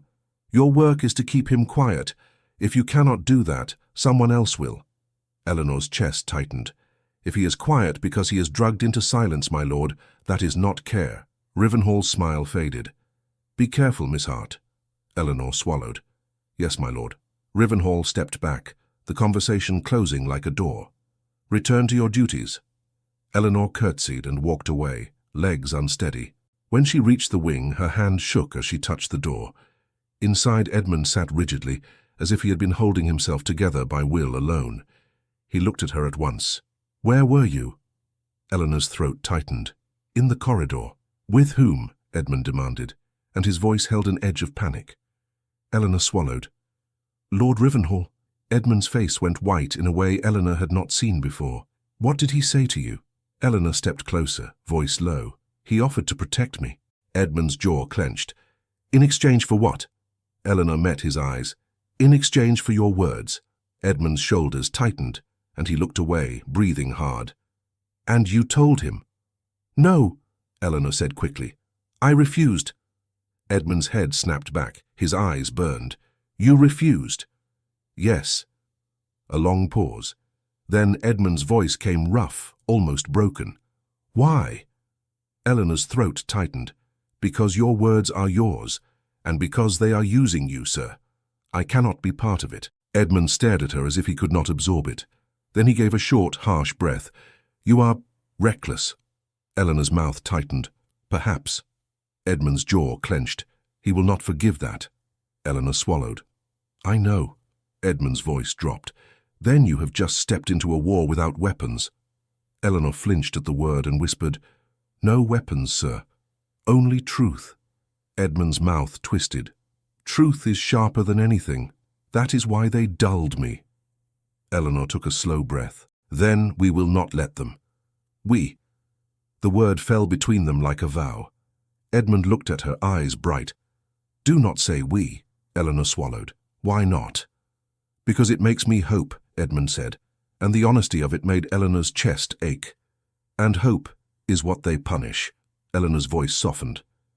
"Then let them punish me for hoping. I am already marked." A knock came at the door. Mrs. Greaves entered with a new ledger tucked under her arm, and Dr. Crichton behind her, smiling faintly. "My goodness," Dr. Crichton said. "Our attendant looks flushed. Have you been running about, Miss Hart?" Eleanor kept her eyes down. "No, sir." Dr. Crichton's gaze lingered on her. "Do you find the work stressful?" Eleanor swallowed. "It is work, sir." Dr. Crichton stepped into the room and set the ledger on the table, flipping it open. His finger traced a line. Eleanor's eyes flicked to the page before she could stop them. The ink looked too fresh in places, the dates too neat. Dr. Crichton's voice was mild. "We will adjust the schedule again." Edmund's fingers tightened. Eleanor heard herself say softly, "Why?" Dr. Crichton's gaze snapped to her. "Why?" Eleanor's throat tightened. "He has been clearer." Dr. Crichton smiled, as if she had confirmed his suspicion. "And you enjoy that, do you?" Eleanor's cheeks burned. "I enjoy seeing him comfortable."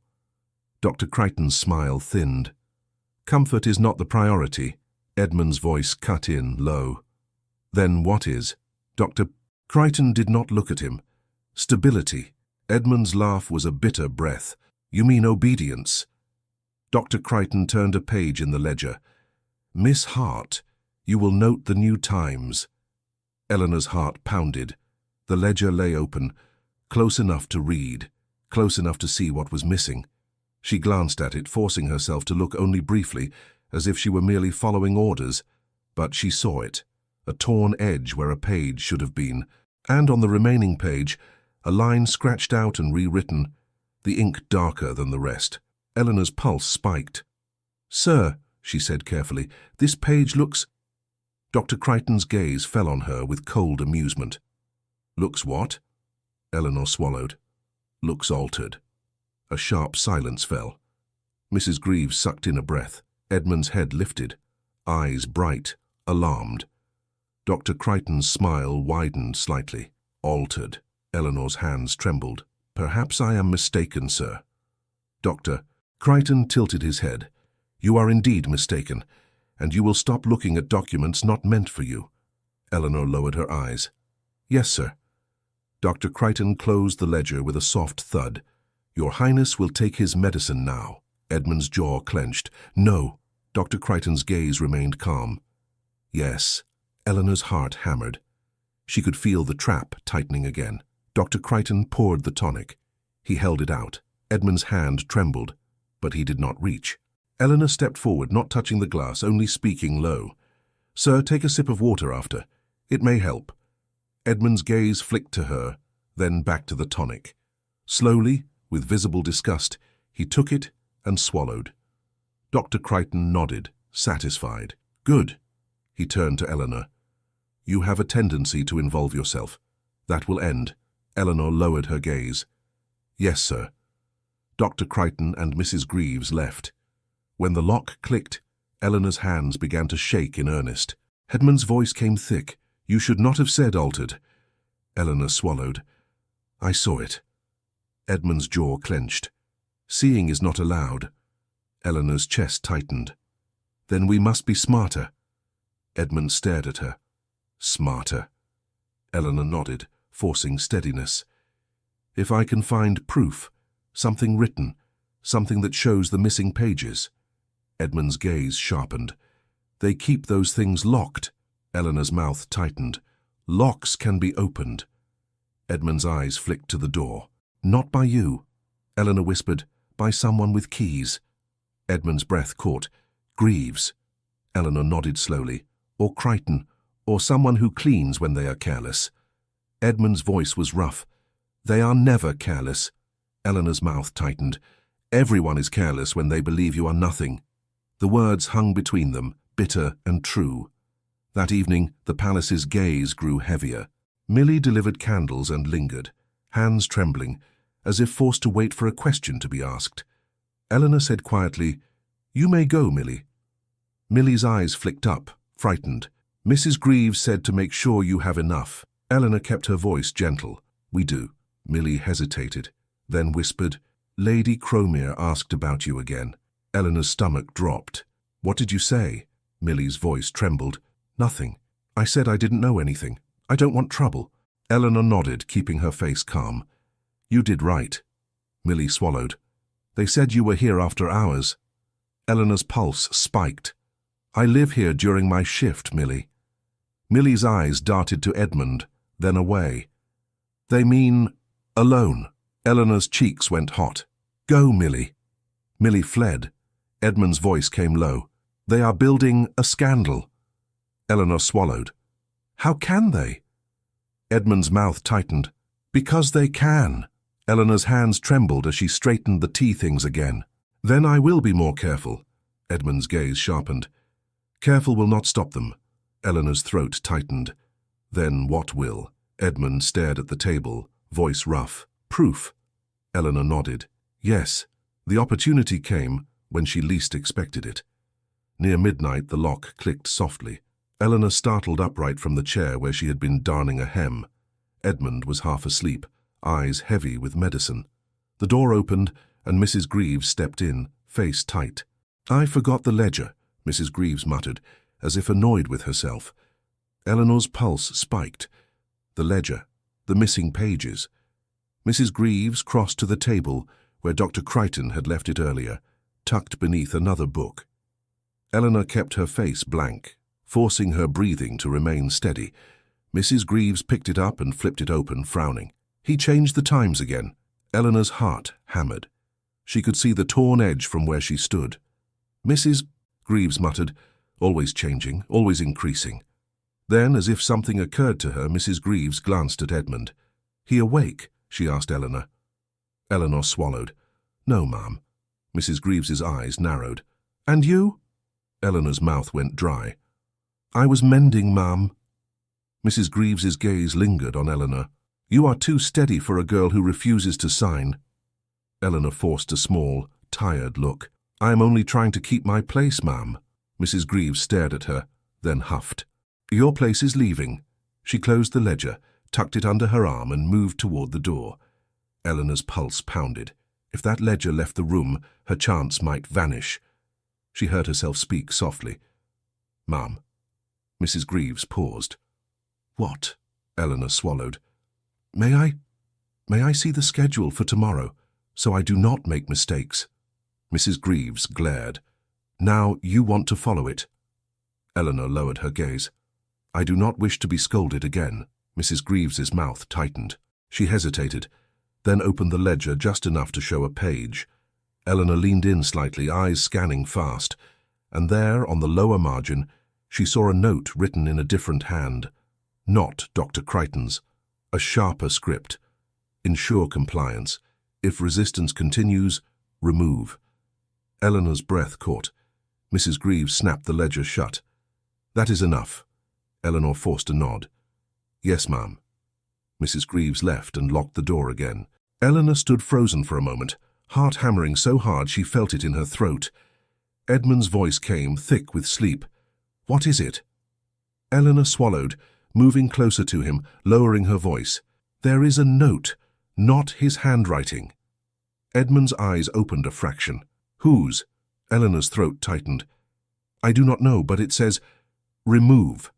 Edmund went still. Even through the medicine, the word reached him.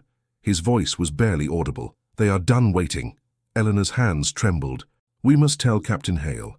Edmund's jaw clenched. "And Rivenhall will hear." Eleanor swallowed. Then we must be careful. Edmund's eyes fixed on hers, bright and frightened. You will be blamed for this. Eleanor's voice steadied with effort. Then let them blame me. I will not sign their lie. Edmund stared at her, as if her refusal was both terrifying and wondrous. The next day, Rivenhall returned, not to the corridor this time, but to the servants' passage where Eleanor was carrying linens, as if he had chosen the most humiliating place to corner her. He did not look at the linens. He looked at her. "Miss Hart," he said pleasantly. Eleanor's stomach tightened. "My lord." Rivenhall's tone was almost warm. "I offered you assistance." Eleanor kept her gaze down. "Yes, my lord." "And you refused," he said. Eleanor swallowed. "I did." Rivenhall's smile lingered, thin. "You are loyal." Eleanor said nothing. Rivenhall leaned in slightly. "Loyalty is admirable when given to the right people." Eleanor's fingers tightened around the linen. "My lord, I must return to my duties." Rivenhall's voice softened. "Your duties will change one way or another. You may choose comfort or you may choose hardship." Eleanor swallowed. "I choose to do my work." Rivenhall's gaze sharpened. "Your work is to tell me what he says." Eleanor's heart pounded. She kept her voice calm. "He says very little, my lord." Rivenhall smiled. "Then you have nothing to fear by repeating it." Eleanor's mouth went dry. "My lord, I cannot." Rivenhall's smile vanished. "You can." Eleanor's throat tightened. "I will not." Rivenhall stared at her for a long moment. Then his tone returned to polite calm, colder now. "Very well. Then understand this. When the palace tidies itself, it will not pause to spare you." Eleanor forced herself to breathe. "Yes, my lord." Rivenhall stepped back. "Good girl." He walked away. Eleanor stood for a moment, linen trembling in her hands. When she returned to the wing, Edmund looked up at once. "He came," Edmund said. Eleanor swallowed. "Yes." Edmund's jaw clenched. "What did he want?" Eleanor's voice was low. "Your words." Edmund's eyes flashed. "And you gave him nothing." Eleanor shook her head. "Nothing." Edmund's shoulders loosened by a fraction, then tightened again. "Then he will move." Eleanor's throat tightened. "We must move too." That evening, Eleanor waited until the corridor quieted, then slipped to the door and tapped softly in the pattern Captain Hale had used. A pause. Then a knock returned. Careful. Eleanor opened the chain a crack. Captain Hale's face appeared, calm but alert. "Miss Hart," Eleanor whispered. "There is more." Captain Hale's gaze sharpened. "Tell me." Eleanor held her voice steady. In the ledger, there was a note in another hand. It said to ensure compliance, and if resistance continues, remove. Captain Hale's jaw tightened. "Remove." Eleanor nodded, throat tight. "And I believe the order does not come only from the physician." Captain Hale's eyes flicked to the corridor behind him, then back. "Do you have proof?" Eleanor's mouth went dry. "I saw it. I could not take it." Captain Hale's voice lowered. "Then we need something written, something we can present." Eleanor's hands trembled. "How can I get it?" Captain Hale hesitated. "When they are careless. When the cabinet is opened. When a tray is left unattended." Eleanor swallowed. "They are watching me." Captain Hale's gaze held hers. "Then do not be caught." Eleanor nodded. "Yes, sir." Captain Hale stepped back. "Be cautious, Miss Hart. The palace can forgive a mistake. It does not forgive disobedience." Eleanor whispered. "I have done both." Captain Hale's mouth tightened. "Then you must be twice as careful." He left. Eleanor closed the chain and turned. Edmund sat rigidly, eyes sharp. "You spoke to him again." Eleanor swallowed. "Yes." Edmund's jaw clenched. "You are building your own gallows." Eleanor's voice steadied. "Then let it be built from truth." Edmund stared at her as if he wanted to argue, but could not find the words. Hours passed. Mrs. Greaves came, then left. The physician came, then left. The palace's routine marched on as if it could smother any rebellion simply by continuing. But near midnight, Eleanor heard a soft sound from Edmund's inner room.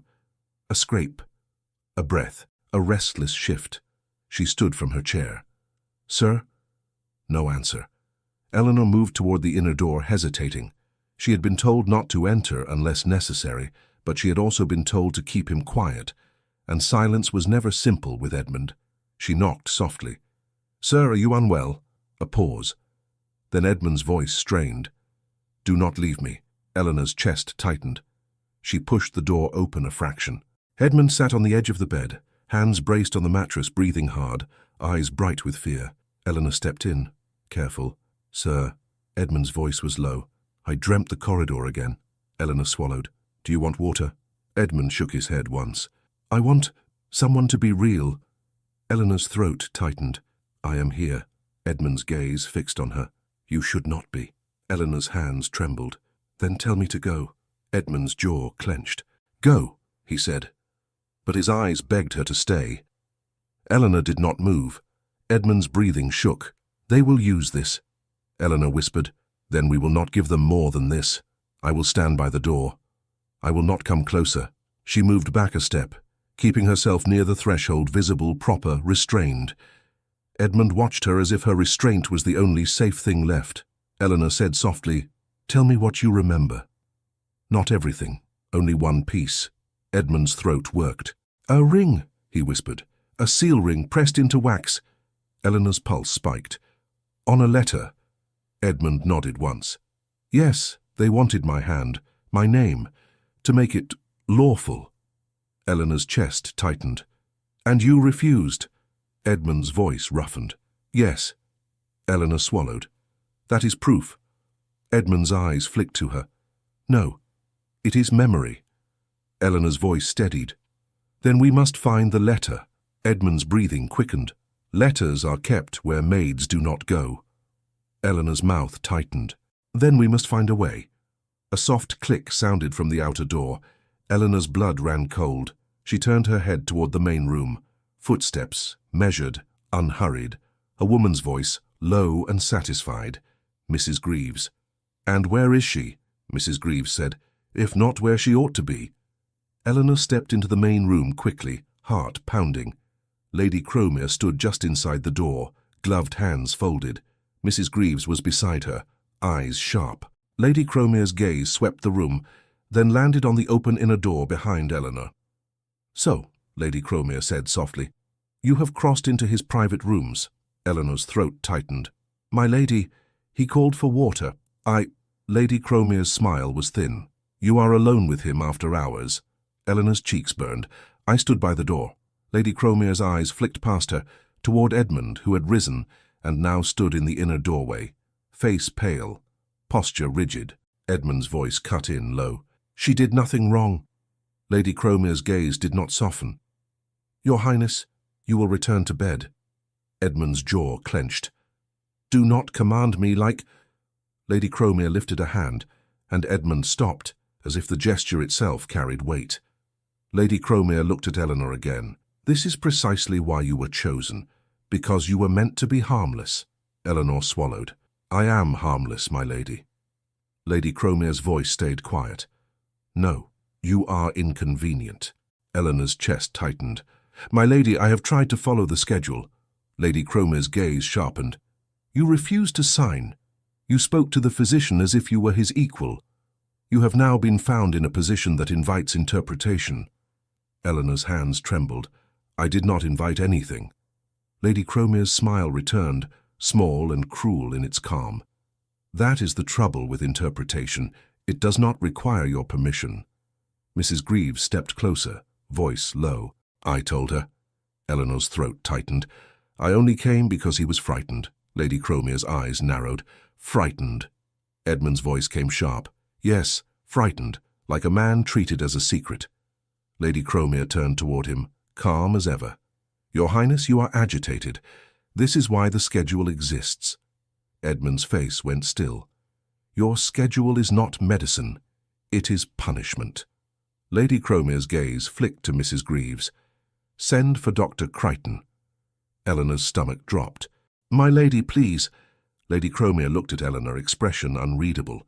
"You will come with me." Eleanor's breath caught. "Now?" "Now," Lady Cromere said. "You will explain yourself properly." Eleanor's pulse hammered. "May I at least close the inner door?" Lady Cromere's eyes narrowed. You may do nothing without instruction. Edmund stepped forward, voice rough. Do not take her. Lady Cromer's gaze did not change. She is a servant. She goes where she is told. Eleanor's throat tightened. She looked at Edmund, wanting to promise something, anything. Edmund's eyes held hers, fierce and helpless at once. Leave, he whispered, and it sounded like a prayer he hated. Eleanor's chest ached. She could not obey him. She could not disobey Lady Cromer without bringing worse upon him. Lady Cromer turned slightly, voice low to Mrs. Greaves. It has gone far enough. Mrs. Greaves nodded once. Yes, my lady. Lady Cromer's eyes returned to Edmund, calm as winter. The court will not tolerate continued inconvenience. Eleanor's breath caught. Lady Cromer spoke the next words softly, as if stating a household adjustment, and they struck Eleanor like a blow. They will remove him permanently. Lady Cromer's words hung in the air as if the room itself had been ordered not to breathe. Eleanor felt her knees soften, but she stayed upright. She had learned that the palace respected posture more than truth. Edmund stood in the inner doorway, pale, rigid, his hands clenched, as if he could hold himself together by force alone. Permanently, Eleanor whispered, before she could stop herself. Lady Cromer's gaze returned to her. You will not repeat my words. You will simply obey them. Edmund took one step forward. You will not. Lady Cromer did not look startled. She looked satisfied, as if his resistance proved her point. Your Highness, she said, quiet and final, you are agitated. I'm awake, Edmund snapped. Mrs. Greaves shifted, uneasy. My lady! Lady Cromer lifted a hand without turning her head. Mrs. Greaves fell silent at once. Lady Cromer's eyes returned to Eleanor. Come with me. Eleanor's throat tightened. My lady, please, he only... Come, Lady Cromer repeated. Now. Eleanor's hands trembled. She glanced at Edmund, wanting to say something that would not betray them, but every word felt dangerous. Edmund's gaze held hers, fierce and helpless. Do not let them, his voice caught. He swallowed. Do not let them take me. Eleanor's chest ached. She made herself nod once, small, almost invisible. Lady Cromer moved toward the door, and Eleanor followed because refusal would only tighten the net around Edmund. In the corridor, Lady Cromer walked as if the palace belonged to her, not as if she served it. Mrs. Greaves trailed behind, eyes sharp with worry. Lady Cromer spoke without turning.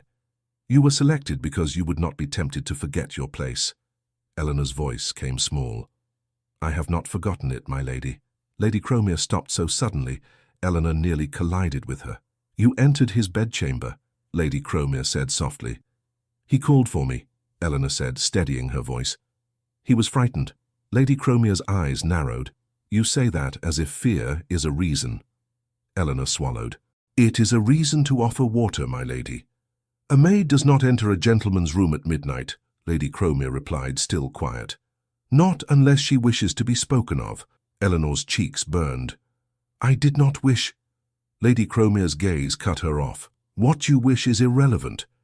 What is useful is what matters. Eleanor's hands clenched. Useful for whom, my lady? Lady Cromer studied her for a long moment. Careful, Eleanor. The use of her name felt like a tightening string. Lady Cromer resumed walking. You have become noticeable. Eleanor kept her eyes down. I tried not to. Lady Cromer's voice stayed level. That is the tragedy.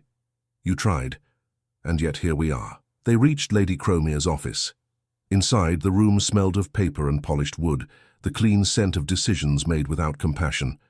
Lady Cromer sat behind her desk and folded her hands. Mrs. Greaves stood by the door like a guard. Mr. Pell appeared silently near the wall, as if summoned by the mere possibility of trouble. Lady Cromer gestured to the chair. Sit.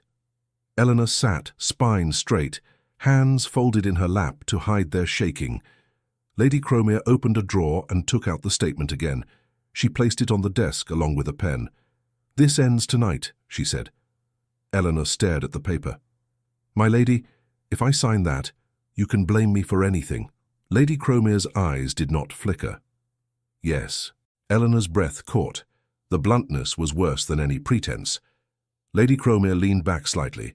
I will be clear. The prince cannot remain a problem. The palace cannot keep rearranging itself around his moods. "He is not a mood," Eleanor said before she could stop herself. Mrs. Greaves made a quiet sound of alarm. Lady Cromer's gaze sharpened. "Do you wish to be dismissed immediately?" Eleanor forced her voice to soften. "No, my lady." "Then sign," Lady Cromer said, calm as winter. Eleanor's mind raced. If she signed, she would be bound to their lie. If she refused, Edmund would be removed and she would be discarded. Either way, they thought they had already won. So Eleanor did the only thing she could do in a palace. She became harmless again. She lowered her eyes. She let her shoulders droop a fraction, like a girl finally frightened into sense. "My lady," she whispered, "I do not want to be turned out." Lady Cromer's expression did not change, but Eleanor felt the attention shift. Interest. Calculating. Eleanor continued, voice small. "I only wanted to keep him calm." Lady Cromer picked up the pen and held it out. "Then sign." Eleanor reached for it, then paused as if uncertain. Lady Cromer's eyes narrowed. "Do not test my patience." Eleanor swallowed and forced a timid nod. "May I ask one kindness, my lady?" "No," Lady Cromer said automatically, then paused. "What?" Eleanor kept her gaze lowered. "May I speak to Dr. Crichton with you present?" Lady Cromer stared at her. "Why?" Eleanor chose her words with care. "Because I am afraid of making mistakes. He changes the schedule. He speaks quickly. If I misunderstand, I am blamed. If you hear him instruct me, there will be no misunderstanding." Mrs. Greaves blinked, thrown off balance. Lady Cromer studied Eleanor as if trying to find the trap. "You want me to listen to the physician's instructions?" "Yes, my lady," Eleanor whispered.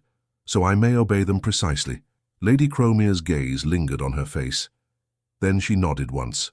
"Very well," Lady Cromer said. "Pell." Mr. Pell straightened. "My lady." "Fetch Dr. Crichton," Lady Cromer said. "Now." Eleanor's heart hammered. She kept her face timid, her hands still. Lady Cromer tapped the statement. "You will sign after."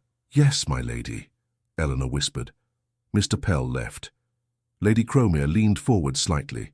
"Do not imagine you have gained anything. You have delayed the inevitable by minutes." Eleanor lowered her gaze. "Yes, my lady." Minutes later, Dr. Crichton arrived, composed and faintly smiling, as if called for tea. "My lady," he said, bowing his head. "You wish to see me?" Lady Cromer gestured to the chair opposite Eleanor, but Dr. Crichton remained standing. Lady Cromer's voice stayed calm. "Your attendant seems confused by your schedule." "Doctor," Crichton glanced at Eleanor with polite amusement. "Do you?" Eleanor kept her eyes lowered. "Yes, sir. Sometimes the times change, and I fear I will do it wrongly." Dr. Crichton's smile thinned. "It changes as needed." Lady Cromer's eyes narrowed slightly. "As needed by whom?" Dr. Crichton's smile returned, smooth. "By His Highness's condition." Eleanor lifted her eyes just enough. "Then, sir, why does it increase when he is calmer?" A sharp silence fell. Dr. Crichton's gaze snapped to her. "Excuse me." Eleanor forced herself to look frightened, not defiant. "Forgive me, sir, I only wish to understand so I do not cause agitation." Lady Cromer's gaze tightened. "Answer the question, Doctor." Dr. Crichton's jaw worked once. He smiled again, but it was colder now. "When he is calmer, he is more responsive. That can be unhelpful." Lady Cromer's eyebrows lifted. "Unhelpful." Dr. Crichton's smile held. "The prince has a tendency to fixate, to speak of matters that ought not occupy him." Lady Cromer's eyes stayed on him. "Such as?" Dr. Crichton hesitated for half a breath too long. Eleanor's heart hammered. She forced her voice to remain small. "Sir, is it true you have written, 'Increased dosage, ensure silence'?" Mrs. Greaves inhaled sharply. Dr. Crichton's head turned slowly toward Eleanor. "Where did you hear that phrase?" Eleanor swallowed and looked at Lady Cromer as if asking permission. "My lady, I saw it." Lady Cromer's gaze sharpened, not at Eleanor but at Dr. Crichton. "Did you write it?" Dr. Crichton's mouth tightened. "My lady, this is a servant's confusion." "Did you write it?" Lady Cromer repeated, quiet and deadly. Dr. Crichton's smile returned, strained. "Those words may appear in notes." Lady Cromer leaned forward. "Why?" Dr. Crichton held her gaze. "Because the palace requires peace." Lady Cromer's voice stayed level. The palace requires peace, or certain men require convenience. Dr. Crichton's eyes flicked just once toward the door, toward the corridor, as if expecting someone. Eleanor saw it. She used it. "And who orders it, sir?" Eleanor asked softly. "When it increases." Dr. Crichton's gaze snapped back. "That is not your place." Lady Cromer's eyes narrowed. "Answer." Dr. Crichton's jaw clenched. "There are recommendations." Lady Cromer's voice hardened by a degree. "From whom?" "Doctor," Crichton swallowed. "From those responsible for the Crown's stability." Lady Cromer stared at him. "Names, Doctor." For a moment, Dr. Crichton looked as if he might refuse. Then he smiled, and it was the smile of a man who believed himself untouchable. "My lady," he said, "you know very well who takes interest in these matters." Eleanor's pulse spiked. It was not a name, but it was a crack. Lady Cromer's gaze held his. "You will show me your ledger." Dr. Crichton's smile faltered. "My lady, the ledger is a medical—" Lady Cromer cut him off. "You will show it to me now." Dr. Crichton's eyes flashed with irritation. He quickly smoothed away. "As you wish." He took a key from his pocket, as Eleanor had seen before, and opened the cabinet Lady Cromer had never touched in front of a servant. He withdrew the ledger. Eleanor's heart pounded so hard she felt dizzy. Dr. Crichton set the ledger on Lady Cromer's desk and flipped it open. He turned pages quickly, too quickly. Lady Cromer's voice was cold. "Slower." Dr. Crichton slowed, then stopped on a page and held it flat. Lady Cromer leaned in and examined it. Her eyes moved down the lines. Then they paused at the torn edge where a page should have been. Lady Cromer's voice became very quiet. "Why is a page missing?" Dr. Crichton's smile returned, brittle. "Paper tears, my lady." Lady Cromer lifted her gaze. "Paper tears in the direction of truth, does it?" Mrs. Greaves shifted, sweating. Eleanor's hands tightened in her lap. She forced herself not to look triumphant. There was no triumph here, only a chance. Lady Cromer turned a page. Her eyes narrowed at a darker line of ink. "This is not the same hand," Lady Cromer said. Dr. Crichton's jaw tightened. "Assistants make notes." Lady Cromer's gaze sharpened. "Instructing removal." Dr. Crichton went still. Eleanor's breath caught. Lady Cromer had found the note Eleanor had glimpsed. Lady Cromer looked up, her calm now edged with contempt. "You have been taking orders." Dr. Crichton's voice stayed polite, but his eyes hardened. "My lady, it is not as simple as—" Lady Cromer snapped the ledger shut. The sound was small, but it landed like a gavel. "It is as simple as this," Lady Cromer said. "You have exceeded your authority." Dr. Crichton's face tightened. "My lady, if you embarrass the wrong person—" Lady Cromer's gaze turned glacial. "Do not threaten me in my own office." Dr. Crichton's mouth opened, then closed. Lady Cromer stood. "Pell, summon Captain Hale." Mr. Pell blinked, startled. "My lady?" "Summon him," Lady Cromer repeated. "Now." Mr. Pell hurried out. Eleanor's heart pounded. Captain Hale, a witness with a uniform, a man the palace could not dismiss as a foolish girl. Dr. Crichton's gaze slid to Eleanor, sharp and assessing. "This was you." Eleanor lowered her eyes. "I only wanted to obey, sir." His smile was thin. "You wanted to obey so loudly that others heard." Lady Cromer's voice cut in. "Speak only when spoken to, Doctor." Dr. Crichton went rigid. When Captain Hale arrived, his boots quiet on the carpet, the air changed. Authority entered. Not the soft authority of etiquette, but the hard authority of procedure. Captain Hale bowed. "My lady." Lady Cromer gestured to the ledger. "Captain, you will witness this." Captain Hale's gaze sharpened. He stepped closer and looked at the ledger as Lady Cromer reopened it to the torn page and the darker note. His jaw tightened, but he kept his face controlled. "Yes, my lady." Lady Cromer turned to Dr. Crichton. "You will explain in Captain Hale's hearing why you are instructed to ensure compliance and remove if resistance continues." Dr. Crichton's smile returned, brittle. "My lady, this is a misunderstanding." Captain Hale's voice was calm. "Then it will be easily corrected." Dr. Crichton looked between them, calculating. His gaze flicked to the door again as if expecting rescue. It did not come. He exhaled sharply. "The prince is a sensitive matter." Lady Cromer's voice was quiet. "Name the man who instructed you." Dr. Crichton's eyes hardened. "I do not take orders from servants." Lady Cromer's gaze narrowed. "Name him." Dr. Crichton's mouth tightened. "Lord Rivenhall communicates concerns." Eleanor's breath caught. Captain Hale's eyes sharpened. He did not speak, but the name landed heavy and undeniable. Lady Cromer stared at Dr. Crichton.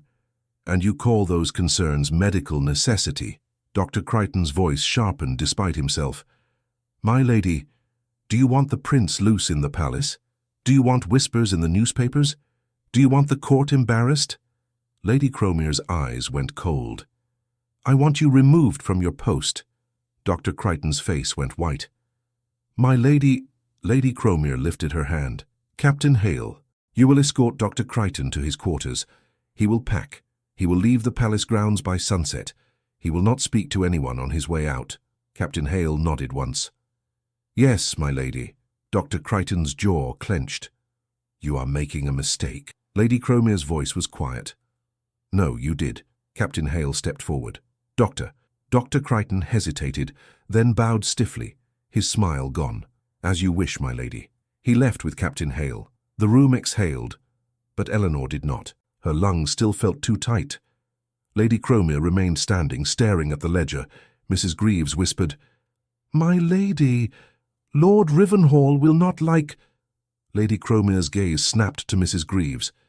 "Mrs. Greaves, if you have been complicit, you will pray I decide you were merely obedient." Mrs. Greaves turned pale. "My lady, I only followed—" "Enough," Lady Cromer said. "Go." Mrs. Greaves fled. Mr. Pell lingered by the wall, eyes wide. Lady Cromer looked at him. "Pell, no word of this leaves this room." Mr. Pell bowed quickly. "No, my lady." He left. Now only Eleanor and Lady Cromer remained.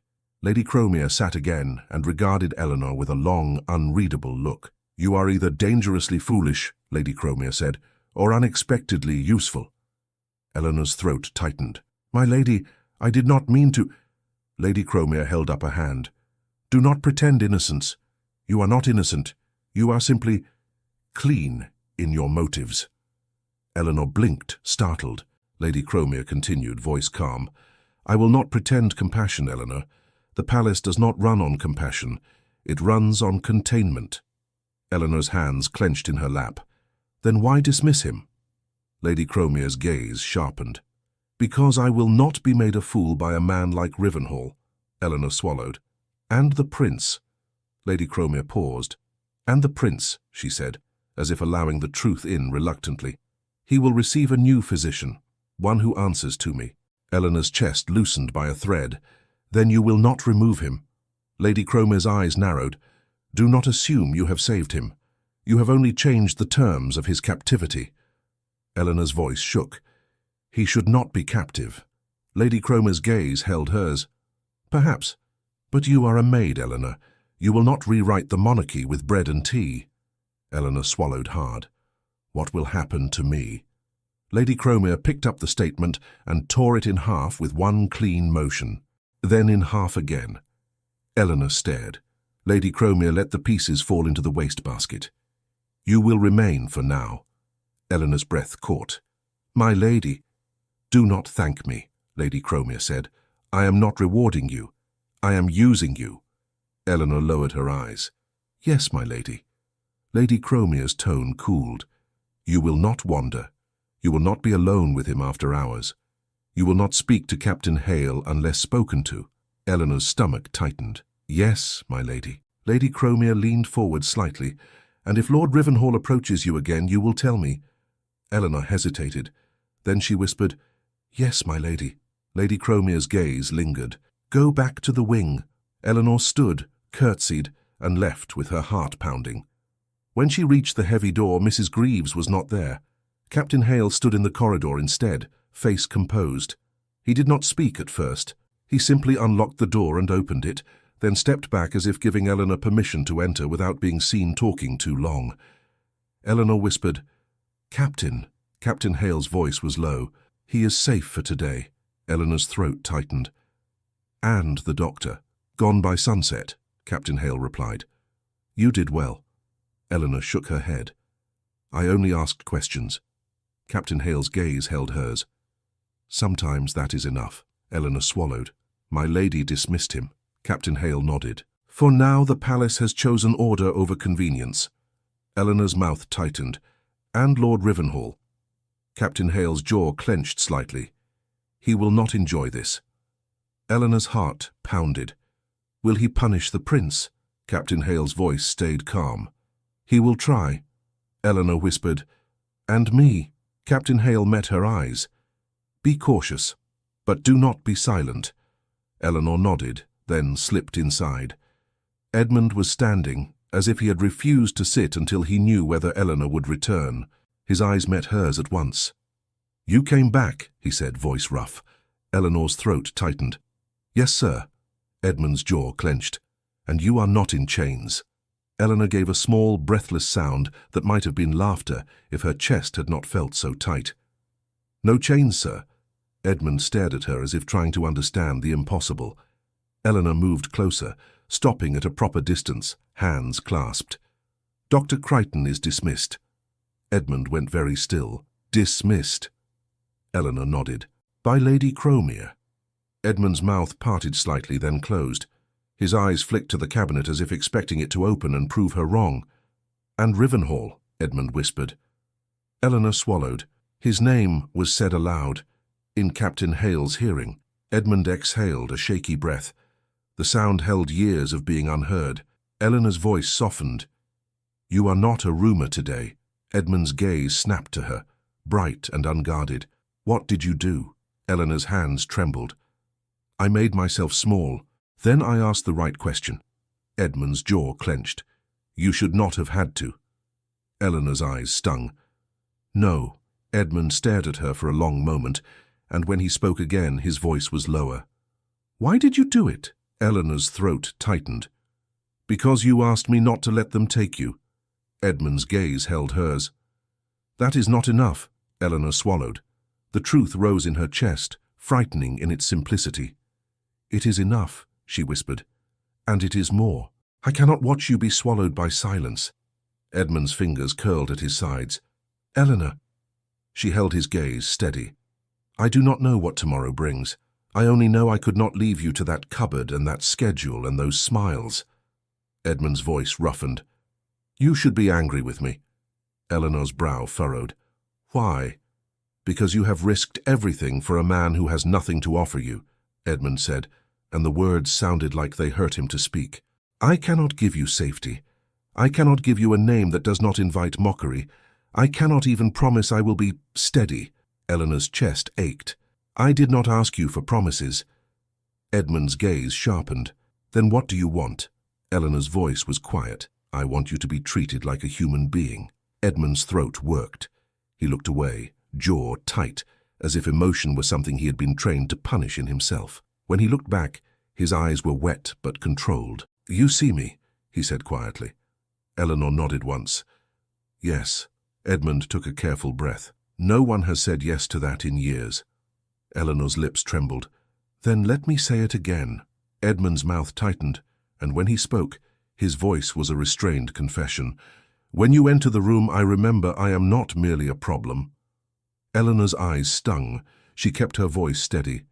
Then remember it now. A knock came at the door. Eleanor stiffened. Captain Hale's voice, low. Miss Hart, my lady's instruction. Eleanor went to the door and opened it enough to receive a folded note. She returned and read it quickly, then looked up at Edmund. What? Edmund asked, tense. Eleanor's breath caught, then eased. You are permitted to walk in the enclosed garden, with supervision, for a short time. Edmund stared at her as if she had said the sea had moved to the palace steps. The garden, he repeated. Eleanor nodded. Yes. Edmund's hands trembled slightly. Why? Eleanor swallowed. Because Lady Cromere wants order, and because a prince seen walking calmly is harder to call a monster. Edmund's jaw clenched. They will watch. Eleanor nodded. Yes. Edmund's gaze met hers. "Will you be there?" Eleanor's throat tightened. "I will be behind you as a servant must, but I will be there." Edmund exhaled, slow and unsteady, as if he were learning how to breathe in a different life. Later, when Captain Hale escorted them through a quiet corridor, Edmund walked with careful steps, like a man uncertain the floor would keep its promise. In the small enclosed garden, Edmund stopped at the gate and stared through the bars at the winter-bare branches beyond, as if the world had become both familiar and strange. Captain Hale kept a respectful distance. Eleanor stood behind Edmund, hands clasped, heart pounding. Edmund turned his head slightly, just enough that only she would hear. "You should have left," he murmured. Eleanor whispered, "And you should have been loved properly, long ago." Edmund's breath caught. He did not touch her. He did not break the rules that could destroy her. He only leaned a fraction closer, as if her steadiness were warmth. And in that quiet, with the gate between him and the wider world, Edmund said softly, "Then do not leave me now." The garden walks became the palace's newest rumour, not because Edmund raised his voice, not because he behaved wildly, but because he did not. He walked slowly under Captain Hale's watch. Eleanor followed a proper distance behind, hands clasped, eyes lowered when anyone passed. And yet the very sight of a prince breathing fresh air unsettled the household that had grown comfortable with his absence.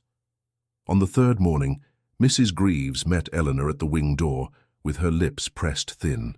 "You will not linger in the corridor," Mrs. Greaves said. "You will not speak to guards. You will do your work and vanish." Eleanor curtsied. "Yes, ma'am." Mrs. Greaves's eyes narrowed. "And you will stop being seen." Eleanor kept her voice mild. "I will try, ma'am." Mrs. Greaves made a sound of irritation and left. Inside, Edmund waited by the table. He stood when Eleanor entered, as if standing itself was an act of defiance. "You are pale," he said. Eleanor forced a small breath. "It is only the air in these passages, sir." Edmund's gaze sharpened. "Do not lie." Eleanor lowered her eyes. "They are angry." Edmund's jaw clenched. "Rivenhall." Eleanor nodded slightly. "His name is being said more carefully now. That means he is listening harder." Edmund exhaled through his nose, a controlled sound. "He will not allow a maid to become the hinge of a door." Eleanor's hands tightened. "Then I will be a lock." Edmund stared at her. "You speak like a soldier." Eleanor shook her head quickly. "No, sir." Like a woman tired of being pushed. Edmund's mouth tightened, then softened at the edges. "You are not meant to be here." Eleanor lifted her eyes. "And yet I am." A knock sounded. Captain Hale's voice came low through the door. "Your Highness, Miss Hart, Lady Cromia requests you both." Edmund went still. "Both." Eleanor's stomach dropped. "To her office." Captain Hale paused. "To the blue parlour." Edmund's eyes narrowed. "A room meant to impress." Eleanor's throat tightened. "Or to judge." They went together, not side by side, not as equals, not in any way the palace would call improper. Edmund walked ahead with Captain Hale. Eleanor followed behind, steadying her breath with each step.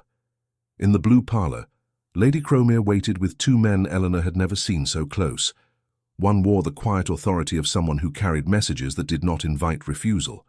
The other held a leather folio and a sealed envelope. Lady Cromia did not ask them to sit. "Your Highness," she said to Edmund, "this is Sir Alton Finch, of the Lord Chamberlain's office." Sir Alton bowed. "Your Highness." Edmund returned the bow with careful dignity. "Sir," Lady Cromia turned her gaze to Eleanor, "and this is Mr. Wythe, clerk to Sir Alton." Mr. Wythe nodded at Eleanor as if she were part of the furniture. "Miss Hart," Eleanor curtsied. "Sir." Sir Alton opened the folio. "We are here because a concern has been raised regarding your treatment, Your Highness." Edmund's jaw tightened. "A concern." Sir Alton's eyes moved briefly to Eleanor, then back to Edmund. "And because certain documents suggest improper influence." Lady Cromia spoke calmly. "Captain Hale has delivered the ledger pages to Sir Alton." Captain Hale stood near the door, face composed. "Yes, my lady." Edmund looked at Eleanor, then back to Sir Alton. "And what does the Crown intend?" Sir Alton's voice remained neutral. "The Crown intends to learn the truth without spectacle." Edmund's mouth twisted. "Spectacle is what they made of me." Lady Cromer's gaze sharpened. Not today. Sir Alton cleared his throat. Your Highness, I must ask you plainly.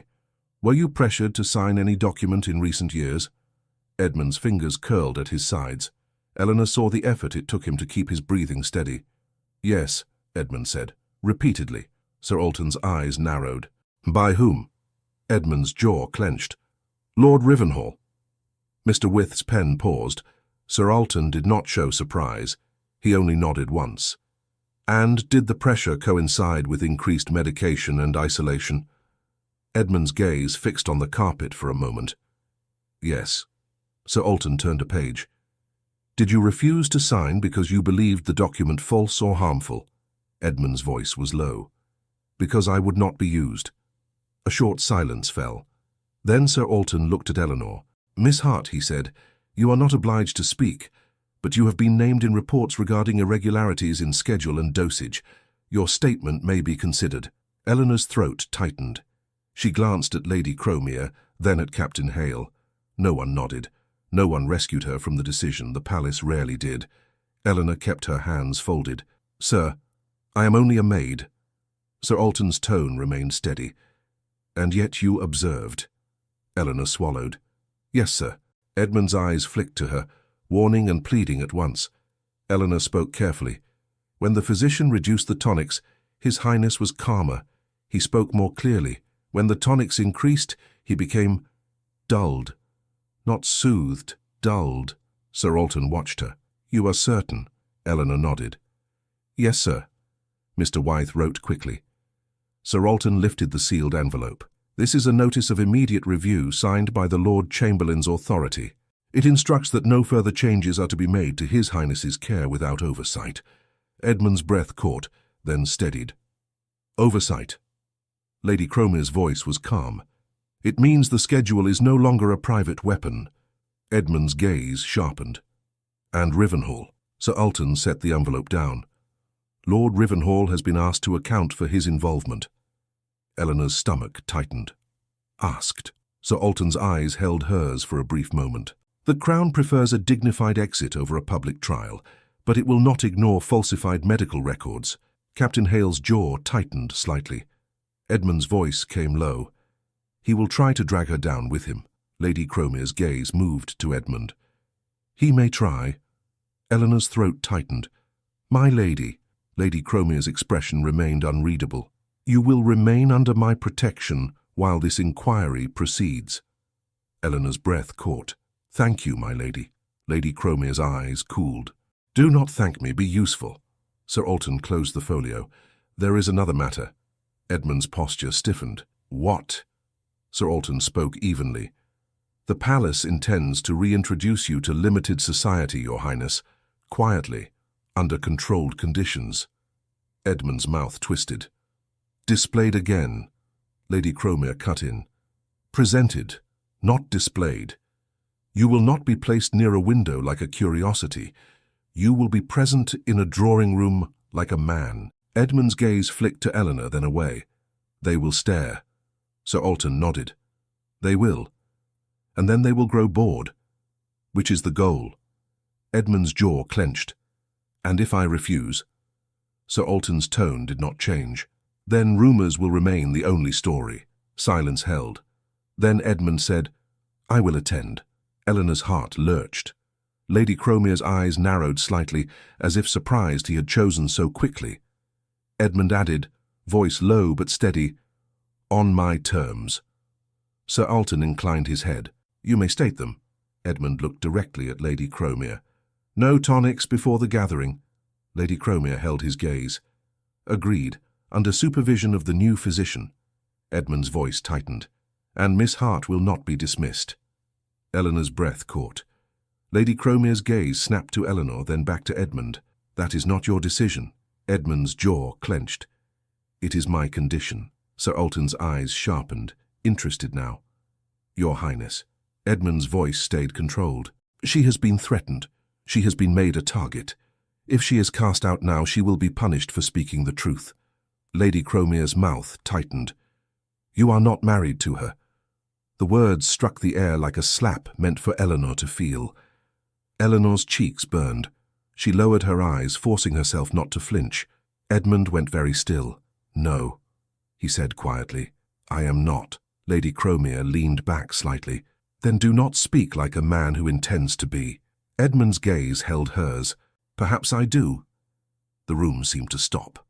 Mr. With's pen hovered, then resumed as if he had been trained never to react. Sir Alton cleared his throat gently. "Your Highness, that is a significant statement." Edmund did not look away. "It is the first honest one I have been allowed." Eleanor's throat tightened until it hurt. Lady Cromere's eyes narrowed, but her voice stayed calm. "We are not discussing marriage in front of clerks." Edmund turned his head slightly, just enough to look at Eleanor.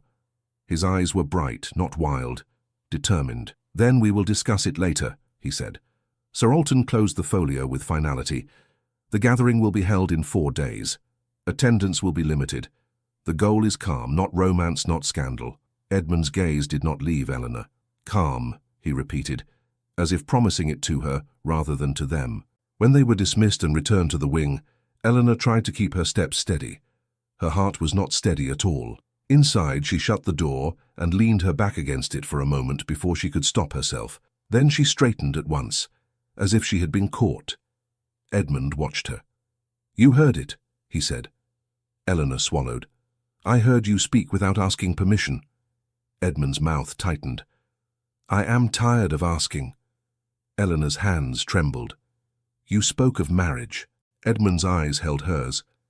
"Yes." Eleanor's voice came out small. "You cannot." Edmund took a slow breath. "Tell me why." "Because I am a maid," Eleanor whispered. "Because the palace will tear me apart and call it propriety." Edmund's jaw clenched. "Let it." Eleanor shook her head quickly.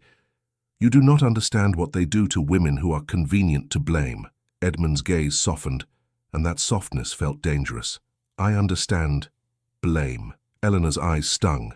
"Not like this." Edmund stepped closer, then stopped himself at a proper distance, as if restraining his whole body was an act of devotion. "Eleanor," he said, voice low, "when you refused to sign that paper, you stood where no one stands. Not for me, for truth. And I cannot unsee that." Eleanor's throat tightened. "Truth does not give me a place at your table." Edmund's mouth twisted. "Then I will move the table." Eleanor let out a shaky breath. "You cannot move a palace." Edmund's gaze sharpened. "Then I will move myself." Eleanor stared at him. "What do you mean?" Edmund's voice was steady. "If the price of being treated as a man is pretending I do not love the only person who looked at me without disgust, then the price is too high." Eleanor's hands rose to her chest as if to steady her heart. "Do not say love." Edmund's eyes did not waver. "Why? Does it frighten you?" Eleanor's voice broke. "It frightens me because I believe you." Edmund's jaw clenched, then eased. "Good." Eleanor swallowed hard. "And it frightens me because they will punish you for it." Edmund's gaze softened again. "They already punished me for breathing." Eleanor looked away, blinking quickly. Edmund said quietly, "Look at me." Eleanor forced herself to meet his eyes. He spoke slowly, as if placing each word carefully where it could not be twisted. "I will not touch you improperly. I will not ruin you in secret. I will not ask you to be my shameful comfort." Eleanor's breath caught. Edmund continued, voice low. "If I claim you, I will claim you in daylight." Eleanor's lips trembled. "They will call it madness." Edmund's mouth tightened. "Let them. I know what madness is. It is silence forced on a man until he doubts his own mind." Eleanor whispered, "And what is this?" Edmund's eyes held hers. "This is choice." The 4 days passed like a tight thread stretched between 2 hands. A new physician arrived, quieter than Dr. Crichton, careful in his speech. He asked Edmund questions and listened to answers. Real listening. That alone made Edmund's shoulders loosen, as if his body had been braced for years against being ignored. Lord Rivenhall was not seen in the corridors, but his shadow was. Servants whispered about him in careful tones. Someone said he had gone to consult. Someone else said Lady Cromere had forbidden him the north wing entirely. On the morning of the gathering, Lady Cromere entered the wing herself, accompanied by 2 footmen carrying a tailored coat. Edmund stood when she entered. His jaw was tight, but his gaze was clear. Lady Cromere spoke briskly. You will wear this. Edmund looked at the coat without moving. To be displayed. To be presentable, Lady Cromere corrected. If you wish society to stop imagining monsters, you must give it something boring to look at. Edmund gave a short breath. Very well. Lady Cromere's gaze flicked to Eleanor. You will attend as maid behind him. You will not speak unless required. Eleanor curtsied. Yes, my lady. Lady Cromere's eyes narrowed. And you will keep your distance. Eleanor's cheeks warmed. Yes, my lady. Edmund's voice cut in, controlled. Do not punish her with rules you do not impose on others. Lady Cromere's gaze snapped to him. Do not test me. Edmund held her gaze. I am not testing. I am stating. Lady Cromere's mouth tightened. We will speak of this after the gathering. Edmund's voice was quiet. We will speak of it in front of witnesses, if needed. Lady Cromere stared at him for a long moment, then turned away. Dress. The guests arrive at 5. When she left, Eleanor helped Edmund with the coat, hands careful, never lingering. She kept her eyes down, but she could feel his attention like warmth. When she finished, Edmund spoke softly. Thank you. Eleanor's throat tightened. You are welcome, sir. He paused. If this goes badly, Eleanor lifted her eyes. It will not. Edmund's mouth twisted. You do not know that. Eleanor's voice steadied. Then I will learn it, and I will stand anyway. At 5, the drawing room filled with the quiet hum of restrained curiosity. Eleanor stayed near the wall behind Edmund, exactly as commanded. She could see faces turn toward him, and then away again, as if looking too long might be indecent. Whispers moved like small birds. He is calmer than I expected. He looks, well, perhaps it was exaggerated. Eleanor heard a woman murmur, Poor thing, and then correct herself quickly. Poor prince, as if pity needed a title to be allowed. Edmund stood near the mantel, hands clasped behind his back. Captain Hale stood discreetly at the edge of the room. Lady Cromere hovered near a group of older ladies, her expression composed. Then the doors opened again. Lord Rivenhall entered. Eleanor's stomach dropped. He smiled as if he had never been denied anything in his life. He crossed the room with measured ease and stopped a respectful distance from Edmund. Your Highness, he said, voice smooth. How gratifying to see you among us. Edmund's face went still. Rivenhall. Rivenhall's smile did not waver. I have missed our conversations. Edmund's voice was quiet. You miss my silence. Rivenhall chuckled softly, as if indulging a joke. Let us not revisit painful matters on such a pleasant evening. Edmund held his gaze. Pleasant for you. Rivenhall's eyes flicked briefly toward Eleanor. Eleanor kept her gaze lowered, but she felt the look like a hand on her throat. Rivenhall spoke smoothly to Edmund. I confess, I have heard a curious rumor. Edmund did not respond. Rivenhall continued, louder now, making sure the nearest group could hear, that your attendant has taken liberties, that she lingers in private rooms, that she has inserted herself into your affairs. Eleanor's cheeks burned, her hands clenched behind her skirts. Lady Cromere's posture stiffened. Edmund's voice came low and steady. That rumor is yours. Rivenhall's smile widened. Is it? Edmund turned slightly, his gaze sweeping the room. The hum quieted as people sensed a shift. Not a scene, but a decision. He spoke clearly. Miss Hart has done her duty. Rivenhall's eyes narrowed. Your Highness, I only wish to protect you from misunderstandings. Edmund's mouth tightened. So you wish to protect yourself? Rivenhall chuckled softly. From what? A maid's devotion. Edmund's gaze sharpened. From the truth. Lady Cromere stepped forward. My lord, this is neither the time nor... Edmund lifted a hand, not toward Lady Cromere, but in the simple gesture of a man claiming the right to speak. The room fell silent. He looked at Sir Alton Finch, who stood near the doorway with the calm expression of a man who had attended many unpleasant conversations on behalf of the Crown. Sir Alton, Edmund said, is it proper that Lord Rivenhall has been named in an inquiry regarding falsified medical schedules and pressure for signatures? A hush fell so deep, Eleanor could hear her own breathing. Sir Alton's voice was even. Your Highness, it is proper that the Crown addresses such matters without public disorder. Edmund nodded once. Then let us avoid disorder by using simple words. He turned his gaze back to Rivenhall. You demanded my signature. You used medicine and isolation to punish refusal. You attempted to buy Miss Hart's loyalty. When she refused, you attempted to soil her name. Rivenhall's smile froze. This is... Edmund cut him off, still controlled. A clerk's copy exists. Captain Hale witnessed the ledger, and if you continue, the Crown may decide dignity is no longer your privilege. Rivenhall's eyes flicked towards Sir Alton. For the first time his composure cracked. Lady Cromer's voice came quiet. My lord, you should leave. Rivenhall's mouth tightened. I will not be dismissed by a housekeeper. Sir Alton spoke gently. You will be dismissed by the door, my lord, if you do not choose it yourself. Rivenhall's gaze snapped to Eleanor again, sharp with resentment. Eleanor kept her head bowed, but her voice rose steady and clear because she could not let silence be the weapon again. My lord, she said, I did not linger for scandal. I lingered because he asked for water. A ripple moved through the room. Not laughter, something closer to shame. Rivenhall's face hardened. You speak out of turn. Eleanor lifted her chin. I speak the truth. Edmund turned toward her, and the look he gave her was not ownership. It was recognition. Then he looked back to the room, and his voice softened without losing strength. I will not allow her to be punished for decency, he said, because decency is what restored me. Lady Cromer's eyes narrowed, but she did not interrupt. Edmund continued clearly, I have been called unstable, dangerous, unfit. The most dangerous thing I have done is refuse to be erased. Silence held. Then Edmund did the one thing Eleanor had feared and dreamed of in the same breath. He crossed the small space toward her. He stopped at a proper distance, as if holding himself to the strictest rule so no one could claim impropriety. He spoke so the room could hear.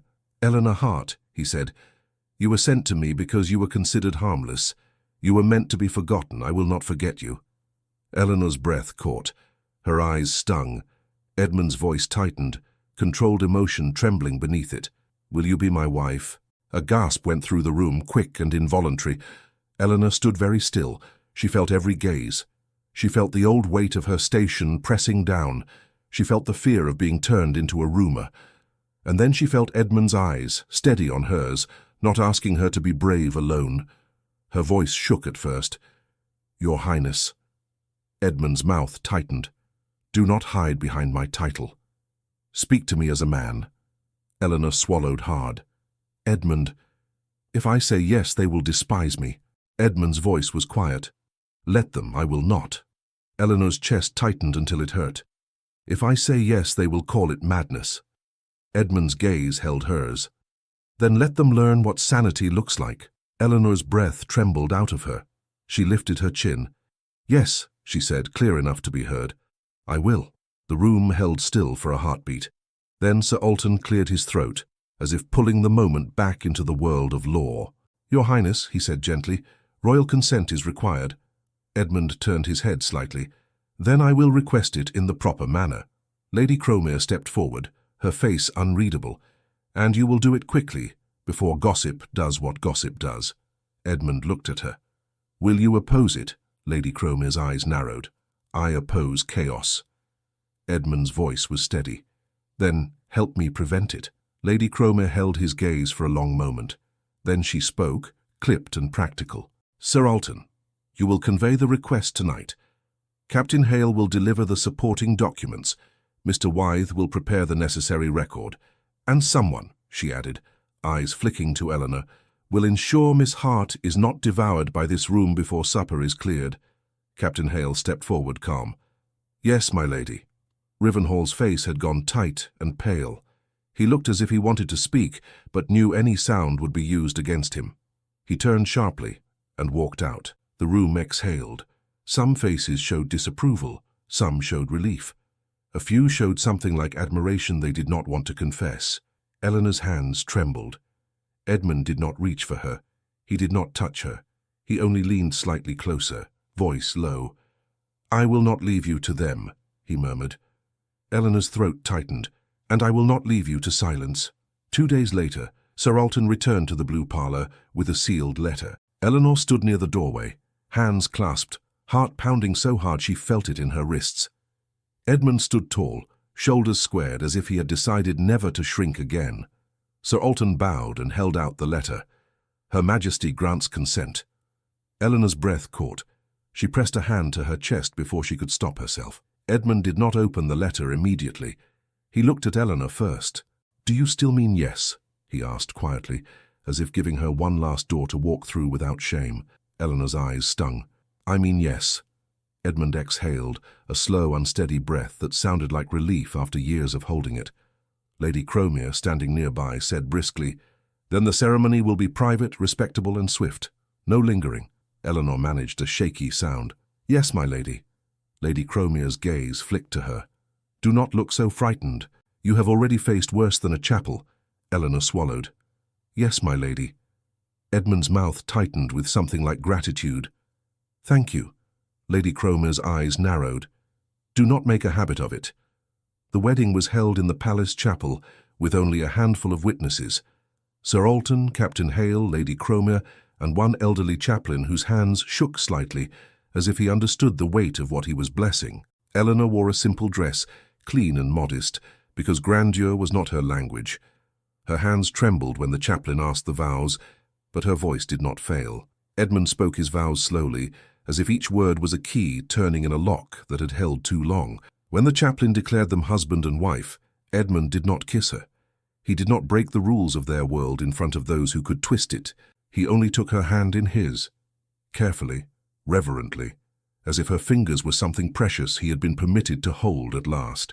Later, in the corridor outside the chapel, Eleanor stopped, overwhelmed in a way she could not hide. Edmund turned toward her. "What is it?" Eleanor's voice shook.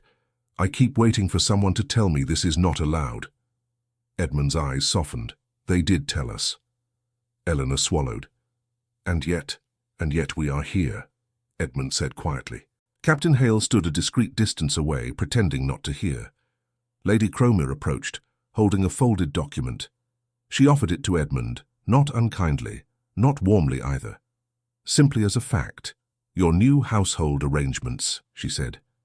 "Separate wing, proper staff, a physician selected by the Lord Chamberlain's office. No private tonics, no hidden schedules." Edmund took the paper and glanced at it. "And Rivenhall." Lady Cromere's mouth tightened. "He has resigned his court appointment. He will not be near you." Eleanor's breath caught. Lady Cromere's gaze flicked to Eleanor. "Miss Hart," she said, then corrected herself with visible annoyance at having to be correct. "Princess Edmund." Eleanor's cheeks went hot. "My lady." Lady Cromere's eyes narrowed. "Do not be foolish with your new title. It does not protect you from stupidity." Eleanor managed a small, trembling smile. "Yes, my lady." Lady Cromere hesitated, then added quieter, "You did what many people with more education and more authority did not do. You looked at a locked door and decided it should open." Eleanor's throat tightened. "It should have opened long ago." Lady Cromere's expression was unreadable, but her voice softened by a fraction. "Yes, it should have." She turned and walked away, as if leaving tenderness behind was the only way she knew to survive. When the corridor emptied, Edmund faced Eleanor fully.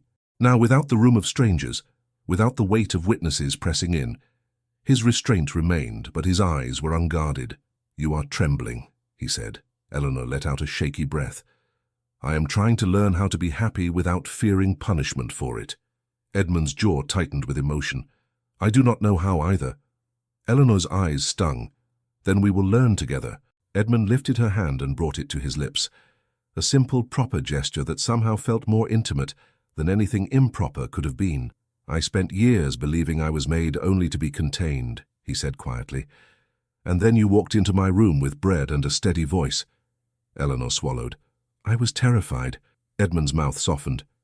"Yes, and you stayed anyway." Eleanor's voice shook. "I stayed because I recognized your pain." Edmund's eyes brightened. "And I recognized your courage." Eleanor managed a small laugh through tears. "Courage is a grand word for a maid who did not know when to stop." Edmund's gaze held hers. "Courage is refusing to sign a lie when the whole palace holds out the pen." Eleanor's breath caught. "And love is saying yes when the whole world says no." Edmund's voice roughened. "Yes, He leaned closer, stopping again just short of impropriety, as if he was still learning that he no longer needed to fear every breath. "Eleanor," he said, "I cannot promise you a life without whispers." Eleanor whispered back, "Whispers are quieter than tonics." Edmund's mouth tightened, then softened into something close to a smile. "True." Eleanor looked up at him, her voice steady now. "Promise me one thing." Edmund's gaze sharpened. "Anything." Eleanor swallowed. "Promise me you will never again accept silence as your punishment." Edmund's eyes held hers. "I promise." Eleanor's lips trembled. "And I promise I will never again accept humiliation as my fate." Edmund's breath caught. "Good." They walked slowly down the corridor toward the new wing that would no longer be forgotten, hand in hand, not hidden, not denied. And if the palace still had doors, still had rules, still had people who believed love should obey rank, Eleanor and Edmund carried something stronger than any schedule. The quiet, stubborn truth that a person is not a problem to be managed, but a life to be honored. And sometimes all it takes to change a fate is one brave soul refusing to look away. Thank you so much for listening to this story all the way to the end. We hope it moved you as much as it moved us while telling it. We'd love to hear your thoughts. Leave us a comment telling us where you're listening from and what you liked the most. Rate this story from 0 to 10. What score would you give it? If you enjoyed this story, don't forget to subscribe to the channel and leave a like as a show of support. That really motivates us to keep creating and sharing more stories full of emotion and life lessons. And before we go, we want to remind you that an exciting and heartwarming story recommendation will appear on the final screen. If you'd like to enjoy it, just click on the video. Thank you once again for being here, and we'll see you in the next story.